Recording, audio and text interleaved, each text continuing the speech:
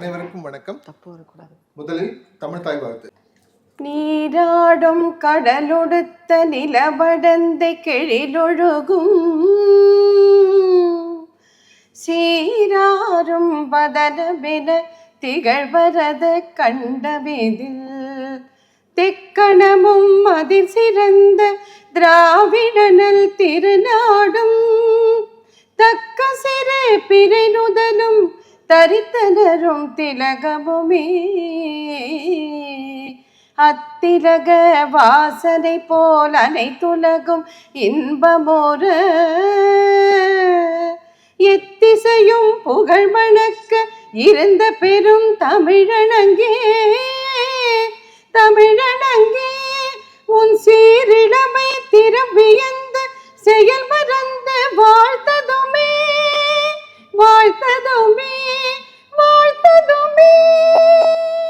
காலமகள் என்ற கவிதை கோமகன் கவியரசு கண்ணதாசன் ஆண்டுகள் பல உருண்டோடி போன போதும் கண்ணதாசன் என்கிற பெயர் தமிழ் மக்கள் நெஞ்சிலே நீக்கமர நிறைந்து இன்றும் என்றும் தொடர்ந்து வருகிறது. காரணம் ஒற்றை சொல்லில் சொல்வதென்றால் அன்றாட வாழ்க்கையில் நாம் சந்திக்கும் இன்பங்களுக்கும் துன்பங்களுக்கும் அவனுடைய பாடல்கள் நம்மோடு அந்த உணர்வுகளோடையே கூட வருகின்றன.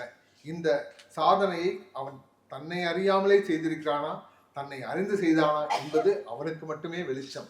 அப்படிப்பட்ட மாபெரும் கவிஞர் கவியரசு கண்ணதாசன் காலத்தினுடைய அருட்கொடையாக தமிழகத்தில் வந்து பிறந்து நமக்கெல்லாம் பொற்கால பாடல்கள் என்ற வரிசையிலே அள்ளி தந்த பாடல்கள் நம் நெஞ்சை என்றுக்கும் அள்ளிக்கொண்டே இருக்கின்றன. இவற்றை பற்றி எண்ணாத நாளில்லை, எழுதாத ஏடில்லை. எத்தனையோ பேர் எங்கெங்கோ பேசிய போதும் கூட என்னை பொறுத்தவரை 2 விஷயங்கள் தமிழகத்தை பொறுத்தவரை மக்கள் தலைவர் எம்ஜிஆர் அவர்களை பற்றியும் கவியரசு கண்ணதாசன் அவர்களை பற்றியும் பாசிட்டிவாக நீங்கள் என்ன விஷயம் சொன்னாலும் அது புனைவு செய்தியாக இருந்தாலும் மக்கள் கேட்கிறார்கள். இது நல்லா தெரியும், அவர் செஞ்சிருப்பார்ப்பா அப்படிங்கிற அளவுக்கு. ஏனென்றால் அவங்க மனசுல ஒரு இமேஜ் இருக்கு. எம்ஜிஆர்னா இப்படிதான் இருப்பாரு, கண்ணதாசன்னா இப்படிதான் இருப்பார். ஒரு 2 வரியை பார்க்காமலே சொல்லுவார். அவர் எதுவும் பார்த்தே சொல்றது இல்லை. அதாவது எழுதிய வரிகளை பார்த்து படிப்பது போல் இருக்கும் அவருடைய பாடல் உச்சரிப்பாகட்டும், கவிதை உச்சரிப்பாகட்டும், பேச்சாகட்டும், எல்லாமே அந்த மாதிரி ஒரு நம்ம கேட்ட மாத்திரத்தில் நாம பார்த்து வியந்த மனிதர்கள் அல்ல, கேட்டு வியந்த மனிதர்கள். வசந்த் சார் இன்னைக்கு முதல் முறையா அவரை இந்த மேடைக்குள்ளதான் நானே பாக்குறேன். தலைமுறைக்கு அப்புறமா நீங்க இந்த நிகழ்ச்சியை தொடங்கி வைக்கிறது நீங்க உங்க கையால பண்ணணும்னு ஆசைப்படுறோம். அது பண்ணுங்க. உங்களை பற்றி நிறைய கேள்விப்பட்டிருக்கோம். கேபி சார்கிட்ட ஒரு ஸ்டூடெண்டா உங்களுடைய வாழ்க்கையை தொடங்கி தனிப்பட்ட முறையிலும் வெற்றி பெற்று உங்களுக்குன்னு ஒரு தனி இடத்தை பெற்ற ஒரு மனிதர். இது இன்றைக்கு நான் சொல்றேன், ஐயாவை ஒரு நண்பர் மூலமா அவருடைய நம்பரை வாங்கி அதை அலைபேசியில் வாட்ஸ்அப்பில் வச்சுருந்தேன் தவிர ஒரு முறை கூட நான் பேசவே இல்லை. அவர் எனக்கு ஃபோன் பண்ணி இந்த மாதிரி நிகழ்ச்சி பார்த்தேன், உங்கள் இதுக்கு நான் வர்றேன், எனக்கு 2 சீட் ரிசர்வ் பண்ணி வைங்கன்னு கேட்டாங்க இல்லையா. இது வசந்த் சார் கேட்டதா நான் நினைக்கவே இல்லை. கண்ணதாசன் இந்த நிகழ்ச்சிக்கு அவரை கூட்டு வந்திருக்காருன்னு தான் நான் நினைக்கிறேன். பரிபூர்ணமான ஒரு சந்தோஷம். இந்த நிகழ்ச்சி நடைபெறுவதற்கு மூல காரணம் என்றால் அது லலிதா மோகன் மேடம் தான். அது எந்த வகையில் மாற்றம் இல்லை. கண்ணதாசனுக்காக 34 ஆண்டுகளாக தொடர்ந்து பல நிகழ்ச்சிகளை பல்வேறு இடங்களில் இங்கு தமிழகத்தில் மட்டுமல்லாமல் துபாயில் ஒரு 14 வருஷம் வேலை செஞ்சு அங்கு பண்ணியிருக்கேன், மஸ்கட்ல பண்ணியிருக்கேன், ருவைஸ்ல பண்ணியிருக்கோம், மலேசியாவில் பண்ணியிருக்கோம். எங்கெல்லாம் நம்ம செல்கிறோமோ அங்கெல்லாம் கண்ணதாசனுடைய புகழை எந்த அளவுக்கு பாட முடியுமோ பாடிக்கொண்டிருக்கிறோம். அவருடைய பாடல்கள் ஒவ்வொன்றிலும் எத்தனை விஷயங்கள் இருக்கின்றன என்பதுதான் அதிசயமான விஷயம். இந்த நிகழ்ச்சியில என்ன சார், ஒரு உதாரணத்துக்கு டாக்டர் முத்தையான் இருக்காரு. அவர் யாருன்னாக்க எஸ்பி முத்துராமனுடைய மாப்பிள்ளை NS முத்தையா விருகம்பாக்கத்தில் இருக்காங்க. நாங்கள் விருகம்பாக்கத்தில் கொஞ்ச நாள் வாழ்ந்தோம்.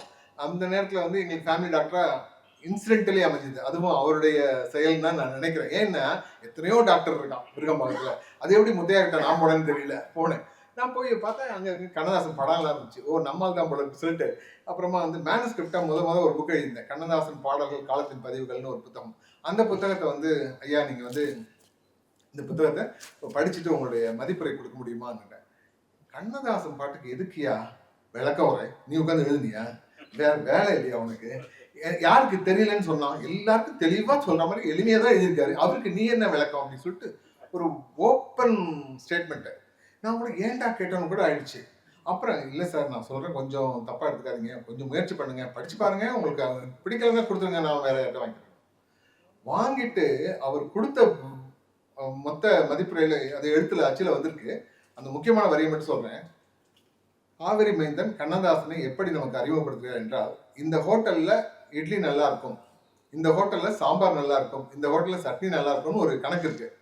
இப்பயே நமக்கு தெரியும் இல்லையா, அந்த ஹோட்டல் பேர் நமக்கு வேண்டாம். ஸோ அப்போ வந்து அந்த ஹோட்டலுக்கு நம்மை கையை பிடித்து கொண்டு சென்று அங்கே உட்கார வைத்து அந்த சம்பந்தப்பட்ட விஷயத்தை பரிமாறி அதையும் இதையும் மாற்றி மாற்றி கொடுப்பது எப்படி வந்து சுகமாக இருக்குமோ, அப்படி கண்ணதாசனுடைய பாடல்களை எடுத்து எடுத்து இவர் பரிமாறும் போது இவ்வளவு விஷயங்களா என்று நாமே வியந்தோம் என்று அந்த அணிந்துரை வந்து நடந்தது. இது 2006ஆம் ஆண்டு நடந்த விஷயம் இது. ஸோ அப்படி வந்து கண்ணதாசன் என்பது என்னை பொறுத்தவரை நீக்கமர நிறைந்திருக்கிறார். அவர் தான் என்னை இயக்குகிறார் என்பது சத்தியமாக நான் இந்த சபையிலும் சொல்ல தயாராக இருக்கேன். ஒவ்வொரு விஷயத்திலையும் இப்போ லலிதா மோகன் வந்து என்னை கூப்பிட்டு கேட்டாங்க, இந்த மாதிரி கர்நாடக இசையில வந்து கண்ணதாசன் பாடல்களை ஒரு நிகழ்ச்சி கொடுக்கலாம்னு நினைக்கிறேன், எனக்கு வந்து ஒரு ஆசையா இருக்கு அப்படின்னு சொன்னாங்க. அது கொஞ்சம் காலம் கனியட்டும், கொஞ்சம் அவங்க கேட்ட உடனே நம்ம வந்து அதை உடனே அக்செப்ட் பண்ண முடியல. எனக்கு அது பல விஷயங்கள் இருக்கு இல்லையா, ஒரு நிகழ்ச்சி நடத்துறோம்னா அதுக்கு தேவையான எல்லா கூறுகளும் ஒன்றா சேரணும். அந்த மாதிரி கூறுகளை சேர்க்கும் போது முக்கியமான ஒரு நபராக உதயம் ராம் வந்து அதில் இணைஞ்சார். அவருடைய அந்த இணைப்பு கிடைச்ச உடனே அது ரொம்ப ஈஸியா மலர்ந்துச்சு இந்த விஷயம். அப்படிதான் அவரையும் நாங்கள் வந்து பாராட்டோம். உதயராமும் நானும் வந்து கிட்டத்தட்ட 40 வருஷத்துக்கு மேல எங்களுக்கு ஒருத்தருக்கு அறிமுகம் உண்டு. நெருங்கி பழகவில்லை என்றாலும் நெஞ்சார நெருங்கிதான் இருக்கிறோம் என்று உறக்க சொல்வேன். அவருடைய வருகையும் இந்த நிகழ்ச்சிக்கு பெருமை சேர்க்கிறது. அப்படிப்பட்ட இந்த நிகழ்ச்சியிலே குருமூர்த்தி முதற்கொண்டு திரு பத்மநாபன் முதற்கொண்டு என்னுடைய நண்பர்கள், சேதுராம் சார் ஃப்ரெண்ட்ல வாங்க சார், இப்படிப்பட்டவர்கள் எல்லாம் வந்திருக்காங்க. சேதுராம் சார்லாம் எப்படின்னாக்க, தமிழ் சினிமாவில் வந்த பழைய பாடல்களை அலசி ஆராயணும்னாக்க வாட்ஸ்அப்பில் வந்து அவங்க வந்து அவ்வளோ தூரம் அனலைஸ் பண்ணி ஒவ்வொரு நாளும் அவங்க போட்டுக்கிட்டு படிச்சிங்கனாக்க அதுலேயே பெரிய புக்கே உருவாக்கலாம். அப்படிப்பட்ட ஆட்கள். ஸோ வாங்க வாங்க, அப்படிப்பட்ட ஆட்கள் எல்லாருமே நண்பர்கள், எல்லாருமே ஒரு எங்களுக்கு எல்லாம் நினைத்தது ஒற்றை புள்ளி என்றால் அது கண்ணதாசன். அந்த சந்தோஷத்தில் தான் இந்த மாலையும் தொடங்குகிறது. உங்களுடைய வருகைக்கு நாங்கள் எவ்வளவு நன்றி சொன்னாலும் போதாது. இது நமக்கான நிகழ்ச்சி என்பதைத்தான் நான் இங்கே சொல்ல விரும்புகிறேன். இது எனக்கான நிகழ்ச்சி, நாங்கள் எங்களுக்காக நடத்துகிறோம் என்பதே கிடையாது, நமக்கான நிகழ்ச்சி. சரியாக சொன்னால் திண்ணையிலே பேசுகின்ற ஒரு பழக்கம் நம்ம காலத்துல இருந்துச்சு. அது ஆதி காலத்துல எல்லாரும் வீட்டுக்கு முன்னாடி திண்ணை இருக்கும், அந்த திண்ணை பேச்சினே அதுக்கு பேரு. திண்ணையில் சேர்ந்து பேசும்போது அவர்களுக்கு தெரிந்த விஷயம், உலகத்தை பற்றி தங்களுக்கு அறிந்தவற்றை அங்கே பரிமாறிக்கொள்வது ஒரு பழக்கமாக இருந்தது. இப்ப காலம் வெகு விரைவாக முன்னேறிவிட்டது, உள்ளங்கையில் உலகம் வந்து விட்டது. எதை வேண்டுமானாலும் கேட்டாலும் பெறக்கூடிய அளவுக்கு அந்த செய்தியும் நம் கையில இருக்கு. ஆனாலும் கூட இன்றும் அந்த பழைய பாடல்களை பற்றி இவ்வளவு செய்திகளை பற்றி பேசும்போதும் கேட்கும் போதும் ஒரு கிடைக்கிற சுகம் இருக்கிறது அல்லவா, அந்த சுகத்திற்கு எல்லை இல்லை. இதை நாங்கள் பரிபூர்ணமாக பல மேடைகளில் பார்த்திருக்கிறோம். குறிப்பாக இசைக்கவி ரமணன் அவர்கள் பாரதிய வித்யா பவனில் நடைபெற்ற 100 நிகழ்ச்சிகளை தாண்டி இப்ப 101 நடந்திருக்கிறது. எல்லா நிகழ்ச்சிகளையும் ஒரு அடிஷ்னலா ஒரு கெஸ்டை கூட்டிட்டு வச்சுக்கிட்டு கண்ணதாசன் பாட்டை பத்தி விளக்கம் கொடுப்பார். கேட்ட பாட்டாவே இருந்தாலும் அந்த பாட்டை பத்தி அன்னைக்கு கிடைக்கிற சுகம் என்னன்னு பாத்தீங்கன்னா அது ஒரு வித்தியாசமா இருக்கும். எங்கேயோ ஒரு இடத்துல ஒரு புது விஷயம் கிடைக்கும். அதை கேட்கும் போது அங்க வந்திருக்க 300ல இருந்து 400 பேர் வருவாங்க. என்னை பொறுத்த அளவுக்கு ஒரு சொர்க்கத்தில் இருப்பது என்றால் அதுதான் சார். சொர்க்கத்தில் இருக்கிறதுனா அதுதான். சொர்க்கத்தில் கட்டப்பட்ட தொட்டில் ஏழை துன்பத்தில் ஆடுதடா இங்கே. இந்த பாட்டை என்னைக்கோ கேட்டிருப்போம், அதுக்கு ஒரு விளக்கம் கொடுப்போம். சிவாஜியுடைய நடிப்பை பாத்தீங்களா, அதை எக்ஸ்பிளைன் பண்ணுவாரு. அப்புறம் அந்த வரியில இந்த வரி பாத்தீங்களா, இது வந்து ஸ்பெஷல் சார் அப்படின்னு அதை எக்ஸ்பிளைன் பண்ற சுகம் இருக்கு இல்லையா, அது வந்து நம்மை போன்றவர்களுக்கு அந்த பாடலை எதெல்லாம் வந்து நாம பொக்கிஷமாக பல சின்ன வயசுல இருந்து கேட்டு கேட்டு கேட்டு உருகி அதிலேயே கரைந்திருக்கிறோமோ, இது வந்து இப்ப இன்னைக்கு இருக்க மீடியா எவ்வளவு வளர்ந்திருந்தாலும், எத்தனை சேனல் இருந்தாலும், எதுல வேணாலும் பார்க்கலாம், யூடியூப்ல கேட்கலாம், என்காலம் MP3 இருக்கு, போற வழியில நடந்துகிட்டே கேட்கலாம், எல்லாம் இருந்தாலும் இது போன்ற அரங்கிலே எடுத்து சபையிலே பலர் முன்னிலையில வந்து அதை பரிமாறுவதும் சுகம், அதை பரிமாறும் போது கேட்பதும் சுகம் என்கிற வகையிலே ஒரு நல்ல நிகழ்ச்சிக்கு கவியரசு கண்ணதாசன் தமிழ்ச்சங்கம் நடத்துகின்ற இந்த நிகழ்ச்சிக்கு காலமெல்லாம் கண்ணதாசன் என்று பெயர் சூட்டி இருக்கிறோம். இந்த நிகழ்ச்சி தொடர்ந்து நடைபெறும் என்று நாங்கள் உறுதியாக நம்புகிறோம். இந்த நிகழ்ச்சியை இந்த தலைமையேற்று நடத்துவதற்காக உதயம் ராம் அவர்கள் வந்திருக்கிறார்கள். வழங்குவதற்காக கர்நாடக இசை பாடகி திருமதி லலிதா மோகன் அவர்கள் இசைந்து இங்கே வருகை தந்துள்ளார்கள். விழா குழுவில் என்னோடு இணைந்து பலரும் இந்த நிகழ்ச்சியை உருவாக்கி தந்திருக்கிறார்கள். எல்லோருக்கும் மனமார்ந்த நன்றிகள். இந்த வருகை தந்துள்ள ஒவ்வொரு மனிதரையும் பெயரிட்டு சொன்னதாக கருத்தில் கொண்டு இந்த நிகழ்ச்சிக்கு வழிவிட்டு நாம் இந்த நிகழ்ச்சியை தொடங்குகிறோம். எல்லோரையும் ஒருமனதாக எங்கள் அனைவரின் சார்பிலே வருக வருக வருக என்று வரவேற்று அமைகின்றேன். இப்பொழுது தலைமை உரையாற்ற நண்பர் அன்பர் உரத்த சிந்தனையின் ஆசிரியர் உதயம் ராம் அவர்கள். இன்னும் ஒரு 2-3 நாள்ல வெளியூர் பயணம் போறாரு. இதுக்கு இடையில கேட்ட மாத்திரத்துல இதை வந்து ஃபர்ஸ்ட் இன்ஸ்பெக்ட் பண்றதுக்கு நான் ஏற்பாட்டாளர் முறையில் 2 நாளைக்கு முன்னாடி நான் நின்று ஒரு 3 hours யூஸ் பண்ணன்றது வேற விஷயம். என்னோடு அவரும் அங்க கூட நின்று இது எல்லா அரேஞ்ச்மெண்ட்டும் பண்ணி வச்சுட்டு தான் போனார். அதுதான் சொல்ற ஒரு நிகழ்ச்சி ஏற்பாட்டாளருடைய அந்த கடப்பாடு. மனசுல அது வந்து இல்லைன்னாக்கா அது அன்னைக்கு தூக்கம் வராது. அதுதான் நானும் உதயராம்னு நினைக்கிறேன். வாங்க. எல்லோருக்கும் வணக்கம். இருக்கிற 26 பேரையும் பேரை சொல்லி கூப்பிட முடியும். இல்லை, எல்லோருமே அவ்வளவு நண்பர்கள்.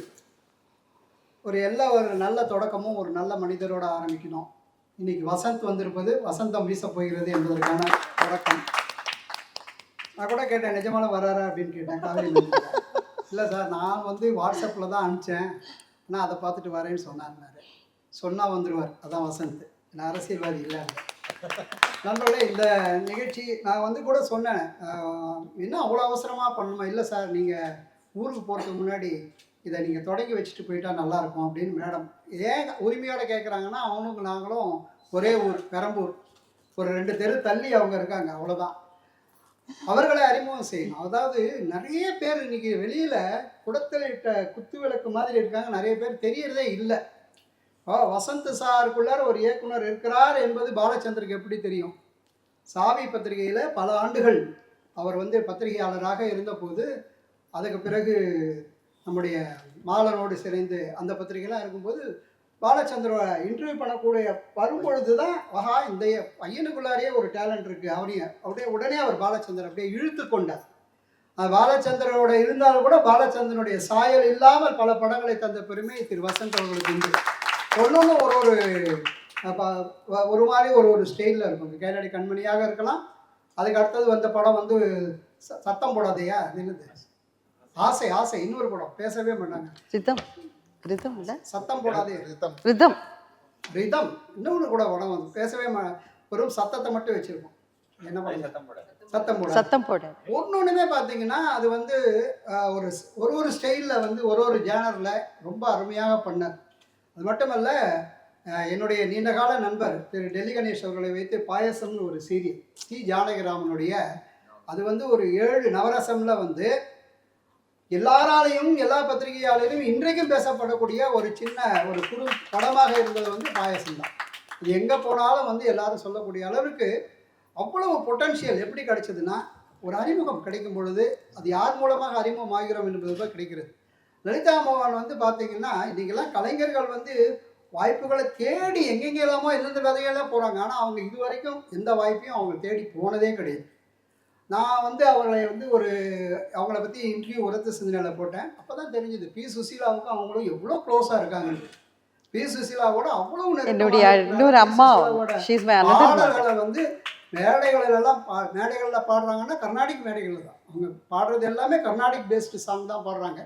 பெரம்பூர் சங்கீத சபாவில் ஒரு 2 மணி நேரம் அவங்களுடைய கச்சேரி கேட்டேன். அவ்வளோ 2 மணி நேரம் ஒரு எனர்ஜி வந்து ஒருத்தருக்குள்ளே இருக்குன்னு சொன்னால், அந்த அந்த அந்த ஆர்ட்டை வந்து அவங்க காதலிச்சால் மட்டுமே, அதை லவ் பண்ணால் மட்டுமே, அப்படியே உள்வாங்கி கொண்டால் மட்டுமே அது முடியும். 2 மணி நேரம் வந்து நான் வேறு யாருமே கிடையாது. அவங்க ஒரு மிருதங்கஸ்ட்டு, அப்புறம் ஒரு வயலினிஸ்ட், அவ்வளோதான் கச்சேரி. ஆனாலும் அந்த 2 மணி நேரம் பார்த்து தான் அவங்கள பற்றி நான் எழுதினேன். அதுக்கப்புறம் வந்து பல்வேறு பத்திரிகையில் அவர்களை பற்றி செய்தியெல்லாம் வர ஆரம்பித்த அப்புறம் தான் இப்படி ஒருத்தங்க இருக்காங்க, கர்நாடிக் பேஸில் ரொம்ப அற்புதமான பாடல்களை வழங்கக்கூடிய ஒரு இசைக்கலைஞர் இருக்கிறார் என்பது வந்து அப்புறம் தான் தெரிஞ்சுது. அவங்களுக்கெல்லாம் நிறைய அவார்ட்ஸ் வரணும், அவங்க அதுக்கெல்லாம் ரொம்ப தகுதி படைத்தவர்கள். நிச்சயமாக நம்முடைய காவேரி மைந்தனுடைய இந்த டேக் ஆஃப் வந்து அவங்கள வந்து அடுத்த ஹைட்டுக்கு கொண்டு போகணும்னு நான் நினைக்கிறேன். ஏன்னா காவேரி மைந்தன் வந்து அவர் சொன்னது மாதிரி அவர் வெளிநாடுகளில் இருந்ததுனால தொடர்புகள் இல்லாமல் போயிடுச்சே தவிர, மற்றபடி அவருடைய ஆக்டிவிட்டிஸ் எல்லாத்தையும் நாங்கள் பார்த்துருக்கோம். அவர் வெளிநாட்டில் இருந்தாலும் சரி, இங்கே இருந்தாலும் சரி, கண்ணதாசனையை வந்து முழுசாக உள்வாங்கி கொண்டவங்க ஒரு 4-5 பேர் இருக்காங்க. கண்ணன் சேகர்னு ஒருத்தர் இருக்கார், உங்களுக்கு தெரியும், திமிரியில் இருக்கார். அந்த அவர் சில பேர் தான், அதாவது சில பேருக்கு சிலரை பிடிக்கும், சில பேருக்கு வந்து சிலரை ரொம்ப பிடிக்கும். இவர் கண்ணதாசனை பிடிக்குன்னு சொல்ல மாட்டேன், கண்ணதாசனே உள்வாங்கி கொண்டு கண்ணதாசனுக்கு ஒரு பெரிய முக்கியத்துவம் கொடுக்குறவர். இவரை பற்றி எனக்கு இன்னும் நல்லா தெரியும்னா, என் கூட மணின்னு ஒருத்தர் இருந்தார், பிஎஸ்என்எல்ல ஒர்க் பண்ணிட்டு இருந்தார், வேலுமணின்னு பேர். அவருக்கு வந்து என்ன ஆர்வம் பார்த்தீங்கன்னா, கண்ணதாசன் பத்திரிகை நின்று போச்சு. கண்ணதாசன் காலத்துக்கு பிறகு அதே பேரில் கண்ணதாசன்ற ஒரு பேரில் ஒரு பிரமாதமான பத்திரிகையை வந்து கொண்டு வந்தார். ஃபைனான்ஷியலாக அவரால் சப்போர்ட் பண்ண முடியல. 8 மாதமா 10 மாதமாக தான் கொண்டு வந்தார். ஏனென்றால் அவர் என்கிட்ட வந்து சப் எடிட்டராக இருந்தார். எங்களுடைய உரத்த சிந்தனையில் அவர் வந்து சப் எடிட்டராக இருந்ததுனால அந்த அனுபவத்தை வைத்துக்கொண்டு கண்ணதாசன்ற புத்தகத்தை கொண்டார். பாருங்கள், ஒவ்வொருத்தருக்கும் யாரோ ஒருத்தர் வந்து ஒரு விருப்ப சக்தியாக இருக்கிறாங்க. இப்போ இந்த நிகழ்ச்சியை பொறுத்த மட்டும் வந்து மேடத்துக்கு வந்து என்ன எல்லா கண்ணதாசனை பற்றி ஏன் நாம பாடக்கூடாது, கண்ணதாசனுடைய பாடல்களை நாமும் மேடையில் பாடலான்னு நம்ம இவர்கிட்ட கேட்டிருக்காங்க. உடனே அவர் ஒத்துக்கொண்டார். அந்த ஒத்துக்கொண்டு இந்த மாதிரி ஒரு நிகழ்ச்சியை ஏற்பாடு செய்வதற்கு இன்னொருத்தர் வந்து உடனே ஒத்துக்கொள்வது யோசிப்பாங்க. ஆனால் உடனே ஒத்துக்கொண்ட காவிரி மைந்தனுக்கு நாமெல்லாம் வந்து ஒரு பலத்த கரகோஷத்தை கொடுக்கணும். கண்ணதாசனுடைய பாடல்களுக்கு வரவேற்பு எப்படி அப்படின்னு பார்க்கணும். இப்போ அண்மையில் எங்களுடைய பேட்ரன் வந்து ஆடிட்டர் ஜே பாலசுப்ரமணியம், ஒரு சாவித்திரி ஃபவுண்டேஷன்ஸ் அதெல்லாம் வச்சுருக்காரு. அவர் வந்து என்ன பண்ணுறாருன்னா, இப்போ ஒரு 5வது ப்ரோக்ராம் நினைக்கிறேன், 5வது ப்ரோக்ராம் பண்ண போகிறார். பழைய பாடல்களை வந்து அரங்கேற்றி பழைய பாடல்களை வந்து அந்த லைட் மியூசிக் குரூப் ஒன்று, அதில் வெங்கடேஷ் போன்றவர்கள்லாம் பாடுறாங்க. அந்த அவர்களுக்கு அந்த அதில் இருக்கக்கூடிய அந்த இசைக்கலைஞர்களுக்கு மாதம் ஏதாவது ஒரு வகையில் உதவணும். ஒரு மாதம் அவங்களுக்கு ஒரு சின்ன தொகை தன்னுடைய ஃபவுண்டேஷன்லேருந்து போகணுன்றதுக்காக அதை ஆரம்பித்தார். சின்ன அரங்கங்களில் போட்டுட்டு இருந்தார். போன மாதம் வந்து மயிலாப்பூர் ஃபைன் ஆர்ட்ஸ், எவ்வளோ பெரிய இடம், கிட்டத்தட்ட 1000 சீட்ஸ். எனக்கு சார் 1000 சீட்ஸு சார் எப்படி சார் ஃபில்லப் பண்ண போகிறீங்க அப்படின்னு கேட்டேன். இல்லை, கண்டிப்பாக வருவாங்க. ஏன்னா இதில் வந்து நம்ம பாடக்கூடிய பாடல்கள் எல்லாமே கண்ணதாசனுடைய ஓல்டு சாங்ஸ் மட்டும்தான் எடுத்து அதெல்லாம் சூஸ் பண்ணியிருக்கோம். அதனால் நிச்சயமாக கண்ணதாசன் எம்எஸ்வி அந்த காம்பினேஷனில் இருக்கக்கூடிய சாங்ஸை மட்டும் நாங்கள் செலக்ட் பண்ணியிருக்கோம். நிச்சயமாக வந்து கூட்டம் வரும் அப்படின்னார். நம்ப மாட்டீங்க, 6 மணிக்கு ஆரம்பித்த ப்ரோக்ராம் 9:45 வரைக்கும் போயிருக்கு. கிட்டத்தட்ட 450 பேர் அதில் வந்து கலந்துக்கிட்டு இருக்காங்க. இப்போ ரீசெண்டாக நடந்தது. அப்போது காலம் கடந்து ஒருத்தருடைய கவிதையும் காலம் கடந்து ஒருத்தருடைய பாடலும் வாழ்ந்து கொண்டிருக்கிறது என்று சொன்னால் அவர் தான் உண்மையிலேயே மகாகவி இல்லையா? நம்ம என்ன வேணால் பட்டம் கொடுத்துக்கலாம். ஆனால் மகாகவியாக வாழ்ந்து கொண்டிருக்கிறவர்கள் பார்த்திங்கன்னா ஒரு சில பேர் தான். அது வந்து பாரதியாருக்கு அடுத்தபடியாக அந்த பட்டத்தை பெறுவதற்கு தகுதியானவர் யார் என்று சொன்னால் கண்ணதாசன் அவர்கள். அந்த வகையில் இன்றைக்கு வந்து இந்த இந்த இந்த பேட்டர்ன் வந்து ஒரு வித்தியாசமாக இருக்கும். ஒரேடியாக பாடிக்கிட்டு இருக்க முடியாது. கண்ணதாசனை பற்றி ஒரு பாடல்னா அந்த பாடல் உருவான விதம், அந்த பாடலை பற்றி ஒரு சுவாரஸ்யமான செய்தி, அதை ஒருத்தர் சொல்ல உடனே அந்த பாட்டை நம்ம கேட்குறோம் அப்படின்னும் பொழுது அது வந்து ஒரு புது டைமென்ஷனில் போகும். அந்த வகையில் இன்றைக்கு வந்து இந்த புதிய நிகழ்ச்சியான காலமெல்லாம் கண்ணதாசன் இந்த நிகழ்ச்சி தொடங்கப்படுகிறது. 35 ஆண்டு காலம் கண்ணதாசனோடு வசித்து கொண்டிருக்கக்கூடிய வாழ்ந்து கொண்டிருக்கக்கூடிய நம்முடைய காவிரி மைந்தன் அவர்கள் இதற்கு பின்புலமாக இருக்கிறார் என்பதும், அவரோடு இணைந்து இசைப்பதற்காக ஒரு இசைக்குயில், கர்நாடக இசைக்குயில் நம்முடைய லலிதா மோகன் அவர்கள் இருக்கிறார்கள் என்பதும் மிகுந்த மகிழ்ச்சிக்குரிய விஷயம். தொடக்க உரையை வந்து தொடங்குவதற்காக என்னுடைய இனிய நண்பர் வசந்த் வந்திருக்கிறார். ஏன்னா அவர் பேசுகிறதையும் நம்ம கேட்கணும். அதுக்கு பிறகு ஒரு 10-15 பாடலாவது கேட்கணும்னு நினைக்கிறேன். ஏன்னா இன்றைக்கி இன்னொரு நிகழ்ச்சி இருக்குது. டிகேஎஸ் கலைவாணன் அவர்கள் 75th பர்த்டே.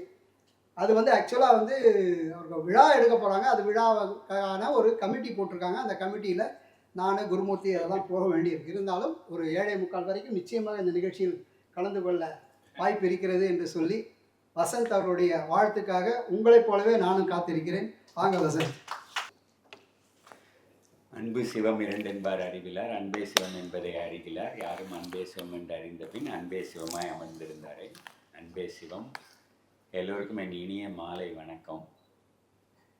ஒரு ஹஸ்பண்ட் ஆஃபீஸ்லேருந்து லேட்டாக வந்துட்டு வீடு வந்து மாடியில் தான், இங்கேருந்து கீழே படிக்கட்டு கீழே ஏறுறதுக்கு முன்னாடி கேட்குறாராம். மேலே ஒய்ஃப் அங்கன்னு பார்த்துட்டுருக்கா. இவர் ஆஃபீஸ்லேருந்து வந்திருக்காரு. மேலே வரப்போகிறார் படிக்கட்டு ஏறி. கீழே இருந்துக்கிட்டே அவருக்கு பாவம் அன்றைக்கி ஏதோ ரொம்ப பசி. என்ன டிஃபன்னு கேட்டாராம்.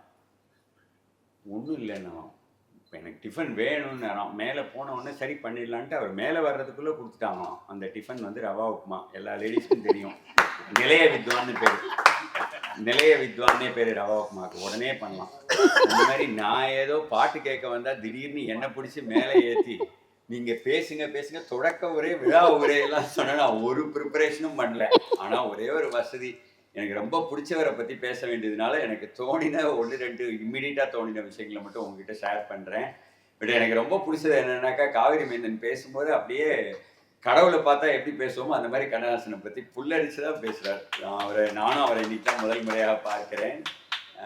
உதயம் ராமுக்கும் எனக்குமான தொடர்புங்கிறது வந்து நாங்கள் 2 பேரும் ஒரே பீரியடில் ஒன்றா கிட்டத்தட்ட நான் கேபி சார்கிட்ட அவர் அப்போவே யாராவது வந்து 22 23 வயசில் உரத்த சிந்தனைன்னு ஒன்று ஆரம்பிப்பாங்களா, 23 வயசுலேருந்து 24 வயசுலேருந்து இத்தனை வருஷமாக ஒரு தீராத தாகத்தோட ஒரு அந்த பேஷன் 1% கூட குறையாமல் ஊராக போய் அவ்வளவு சிறந்த விஷயங்களை அந்த உரத்த சிந்தனை மூலமாக அந்த முதல்ல அந்த லவ் திங்கிங்கிறது ஒரு உரத்த சிந்தனைன்னு பேர் வச்சதே அப்போ நானும் கேபி சாரும் ரெகுலராக KP sir white and night போட்டுன்னு இவங்க லிட்டில் ஆனந்த் மாடியில் நடத்துவாங்க அந்த மவுண்ட் ரோடில். அப்போ அங்கே ரெகுலராக கேபி சாரோட நிறைய போயிருக்கேன். அசிஸ்டண்டாக இருக்கும்போதுலேருந்து எனக்கு உதயம் ராமன் தெரியும். ஒரு மிக இனிமையான மனிதர். ரொம்ப மகிழ்ச்சி அவரோட தலைமை உரைக்கு அப்புறம் அவரோட இணைந்து இந்த விழாவில் கலந்துக்கிறது. நீங்கள் வந்து குயில்ங்கிறாங்கம்மா, நிஜமாவே வெறும் கடவுள் வாழ்த்து தான். நீராறும் கடவுள் கொடுத்த கேட்குறப்பதே அந்த குயில் தெரிஞ்சுது. அது வந்து இசையமைச்சது வந்து என்னால் முடிஞ்ச இடத்துலலாம் சொல்லிகிட்டே இருப்பேன், MS விஸ்வநாதன். அது ஒரு அவ்வளோ சிறப்பான ஒரு இசையை கொடுத்தது MS விஸ்வநாதன். எனக்கு கண்ணதாசன் சாரை பற்றி ஷேர் பண்ணுறதுக்கு எவ்வளோ இருக்குது. எனக்கும் இவருக்கு பக்தி மாதிரி எனக்கு அவ்வளோ பிடிச்ச ஒரு சிறப்பான இதெல்லாம் சொல்லணுமா, நான் ரொம்ப பிடிச்ச கவிஞர்னு என்ன ஆல்வேஸ் இன்ஸ்பயர் பண்ண டக்குன்னு ஞாபகம் வர்ற 2 பாடல் வரிகளை, நான் 2 பாடல்களோட வரிகளை மட்டும் நான் என்ன ஆங்கிளில் பார்த்தேன்னு உங்ககிட்ட ஷேர் பண்ணுறேன். அவர்கிட்ட ஒரு எப்படின்னா அந்த தத்துவம் வந்து எப்படி உள்ள இருக்கும் அப்படின்னா, தெளிவாக தெரிந்தாலே சித்தாந்தம், தெரியாமல் போனாலே வேதாந்தம். ஏன்னா வேதாந்தம் படிக்காதவங்களுக்குலாம் வேதாந்தம் கண்டிப்பா தெரியவே முடியாது. காட்டுக்கென்ன முள்ளில் வேலின்னாரு. அது காடு, அதுக்கு போய் யாராவது முள்ளுல வேலி போடுவாங்களா என்ன? கொன்றால் பாவம் தின்றால் போச்சு. அதாவது அது கடவுளோட படைப்பே, அது யாராவது சாப்பிட்டாதான் நீங்க அதை கொல்லலாம். ஸோ கொன்றால் பாவம் தின்றால் போச்சு. அதாவது ஒரு வரியும் அந்த தெய்வம் தந்த வீடுங்கிற ஒரு பாட்டு, என் குருநாதரோட படத்தோட பாட்டு. யாராவது ஒருத்தர் வீதின்னு நம்ம நீ என்ன சொல்றது, தெய்வம் தந்த வீடு வீதி, இதை விட எப்படி ஒருத்தர் ஒரு சிச்சுவேஷன் சொன்னதுக்கு ஒரு கவிஞர் பாட்டு எழுத முடியும்? ஒரு வரியும் கோடு போட்டு நிற்க சொன்னால் சீதை அங்கு நிற்கவில்லையே, சீதை அங்கு நின்று இருந்தால் ராமன் கதை இல்லை, ராமாயணம் இதில் எத்தனை கலகம்னு ஃபடாஃபட் பாடுற மாதிரி ஒரு வரி எழுதியிருப்பார். ஐயோ சொல்லிட்டே போகலாம். எனக்கு ரொம்ப ரொம்ப இன்ஸ்பயரான பாட்டு, இன்ஸ்பிரேஷனாக நான் எப்பயுமே நினைக்கிற பாட்டு என்னன்னு கேட்டிங்கன்னா, நான் நினைக்கிறேன், நான் அவரை பார்த்து தான் கற்றுக்கிட்டேன், அதை பார்த்து தான் தெரிஞ்சுக்கிட்டேன், அதை நான் உங்ககிட்ட ஷேர் பண்ணுறேன். ஒரு பாடல் சிறந்த பாடலாக இருக்கணும்னா எப்படி இருக்கணும்னு என்கிட்ட ஒரு 7-8 நான் என்ன சொல்கிறது, ஒரு 14-15 படம் எடுத்திருக்கேன், ஃபீச்சர் ஃபிலிம்ஸ். அது ஒரு 30-32 வருஷமாக டைரக்ட் பண்ணிகிட்டு இருக்கேன் டைரக்டராக.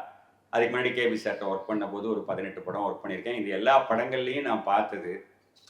வாலி சாரோட கம்போசிங்கில் இருந்திருக்கேன். என்னோட அதிர்ஷ்டம் நான் கண்ணதாசன் சாரோட இல்லை. அந்த டைமில் நான் அவர் பாட்டை எழுதி அவரே கிட்டத்தட்ட போனதுக்கு அப்புறம் தான் நான் கேபி சார்ட்டே வரேன். அதனால எனக்கு அந்த வாய்ப்பு கிடைச்சதில்லை. அவரை பற்றி கேள்விப்பட்டது தான். இந்த எல்லார்கிட்டையும் நான் பார்த்ததைத்தான் என்னோட கவிஞர்கள்ட்ட நான் கேட்டுக்கிட்டே இருப்பேன். ஸோ அந்த மாதிரி பாடல்கள் நல்லா வரணுங்கிறதுக்கு எவ்ரி டைம் நான் அவர்கிட்ட சொல்கிற உதாரணம் என்னன்னு கேட்டிங்கன்னா, அதாவது வந்து போனால் போகட்டும் போடான்னு ஒரு பாட்டு. அது வந்து என்னை பொறுத்த வரைக்கும் அவரோட காவியங்களில் ஒன்றுன்னு நான் நினைக்கிறேன். ஒரு டாக்டர்னு ஒரு டைரக்டர் வந்து ஒரு சிச்சுவேஷனில் ஒரு கருத்து சொல்லுவார். ஒரு டைரக்டர் சொல்கிறார் இல்லையா, அந்த டைரக்டர் சொல்லியிருப்பார் பாலும் பழமும் படத்தில். அவர் ஒரு டாக்டராக இருக்காரு. எலும்புக்கும் சதைக்கும் ஒரு மருத்துவம் கண்டேன், இதற்கு ஒரு மருந்தினை கண்டேனான்னு அதை எப்படி ஒருத்தர் எழுதி கொண்டு முடியும் அந்த பாட்டுக்குள்ள. அந்த கோட்டைக்கு போனால் திரும்பாதுன்ட்டார், அவ்வளோதான். அது ஒன்றே, அது செத்தா முடிஞ்சது. மரணமில்லா பெருவாழ்வெல்லாம் வாய்ப்பே கிடையாது. ஸோ அது கோட்டைக்கு போனால் திரும்பாதுன்னாரு. இந்த மாதிரி ஒரு சிறந்த வரிகளையும் சொல்லி சொல்லி 2 வரியில பாட்டில் வந்து நம்ம வாழ்க்கை தத்துவத்தை கொண்டு வரணும்னு வைரமுத்து சாரை நான் பிடுங்கி, எனக்கு ரொம்ப சந்தோஷமா அவர் எழுதி கொடுத்த வரி ரிதம்ல வரும். ஒரு தண்ணீர் குடத்தில் பிறக்கிறோம், ஒரு தண்ணீர் கரையில் முடிக்கிறோம். அதானே வாழ்க்கை. ஒரு தண்ணீர் குடத்தில் பிறக்கிறோம், ஒரு தண்ணீர் கரையில் முடிக்கிறோம். இந்த மாதிரி நான் அவரை ஆனால் ரொம்ப விளையாட்டா சொன்னாரே தவிர அவருக்கு அவ்வளோ பிடிக்கும். நம்ம என்ன கவிஞர்கள்ட்ட வேலை வாங்குற போது அவங்களுக்கு ரொம்ப திருப்தியா இருக்கும்ல. நதியையும் பெண்ணையும் கம்பேர் பண்ணி ஒரு பாட்டு வேணும்னு கேட்குறேன். அதுக்கு அவர் எழுதுறாரு, நடந்தால் ஆறாம், அதான் ஆறு, நின்றால் கடல், எழுந்தால் அருவி, இல்ல அது எப்படின்னா, ஒரு துறையில நீங்க இருக்கீங்கன்னா, அந்த முன்னோர்களோட பாதையை நீங்க மறுபடியும் விசிட் பண்ண தான் அதோட நாங்கலாம் எவ்வளோ படம் பார்க்குறோம். படம் பார்த்தா தான் படமே எடுக்க முடியும்.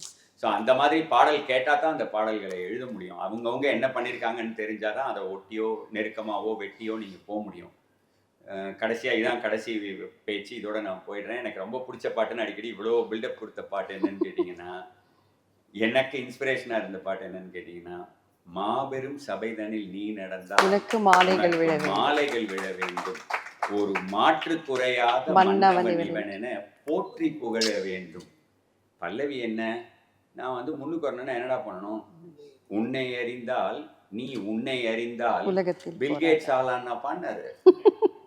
உலகத்தில் போராடலாம். பணக்காரலாம் ஆளான்னு பண்ணாரா? இல்லையே. இந்த உலகத்தில் போராடலாம், உயர்ந்தாலும் தாழ்ந்தாலும் தலை வணங்காமல் நீ வாழலாம். நீ யாருன்னு நீ தெரிஞ்சுக்கிட்டா என்ன பண்ணலான்னா, எனக்கு இப்ப இது இப்படிதான், நான் இப்படிதான் இருப்பேன், இதான் எனக்கு கிடைக்கும், இதான் உன்னை நீ அறியணும். அதுக்கு நீ யாருன்னு உனக்கு தெரிஞ்சாதான் நீ அந்த எப்படி சொன்னாரு பாருங்க, நீ உன்னை அறிந்தால் இந்த உலகத்தில் போராடலாம்னு போராடலாம் சார். ரெண்டு வேறையா சார்? இல்ல போராடலாம். இல்ல விளையாட்டுக்கு கேக்குறேன், வாழ்க்கையே போராட்டம் தானே சார். அந்த ஆங்கிள் கேக்குறேன் சார். சோ அதனால நீங்க உயர்ந்தாலும் தாழ்ந்தாலும் தலை வணங்காமல் நீ வாழலாம். அதுதான் சிறப்பான வரி.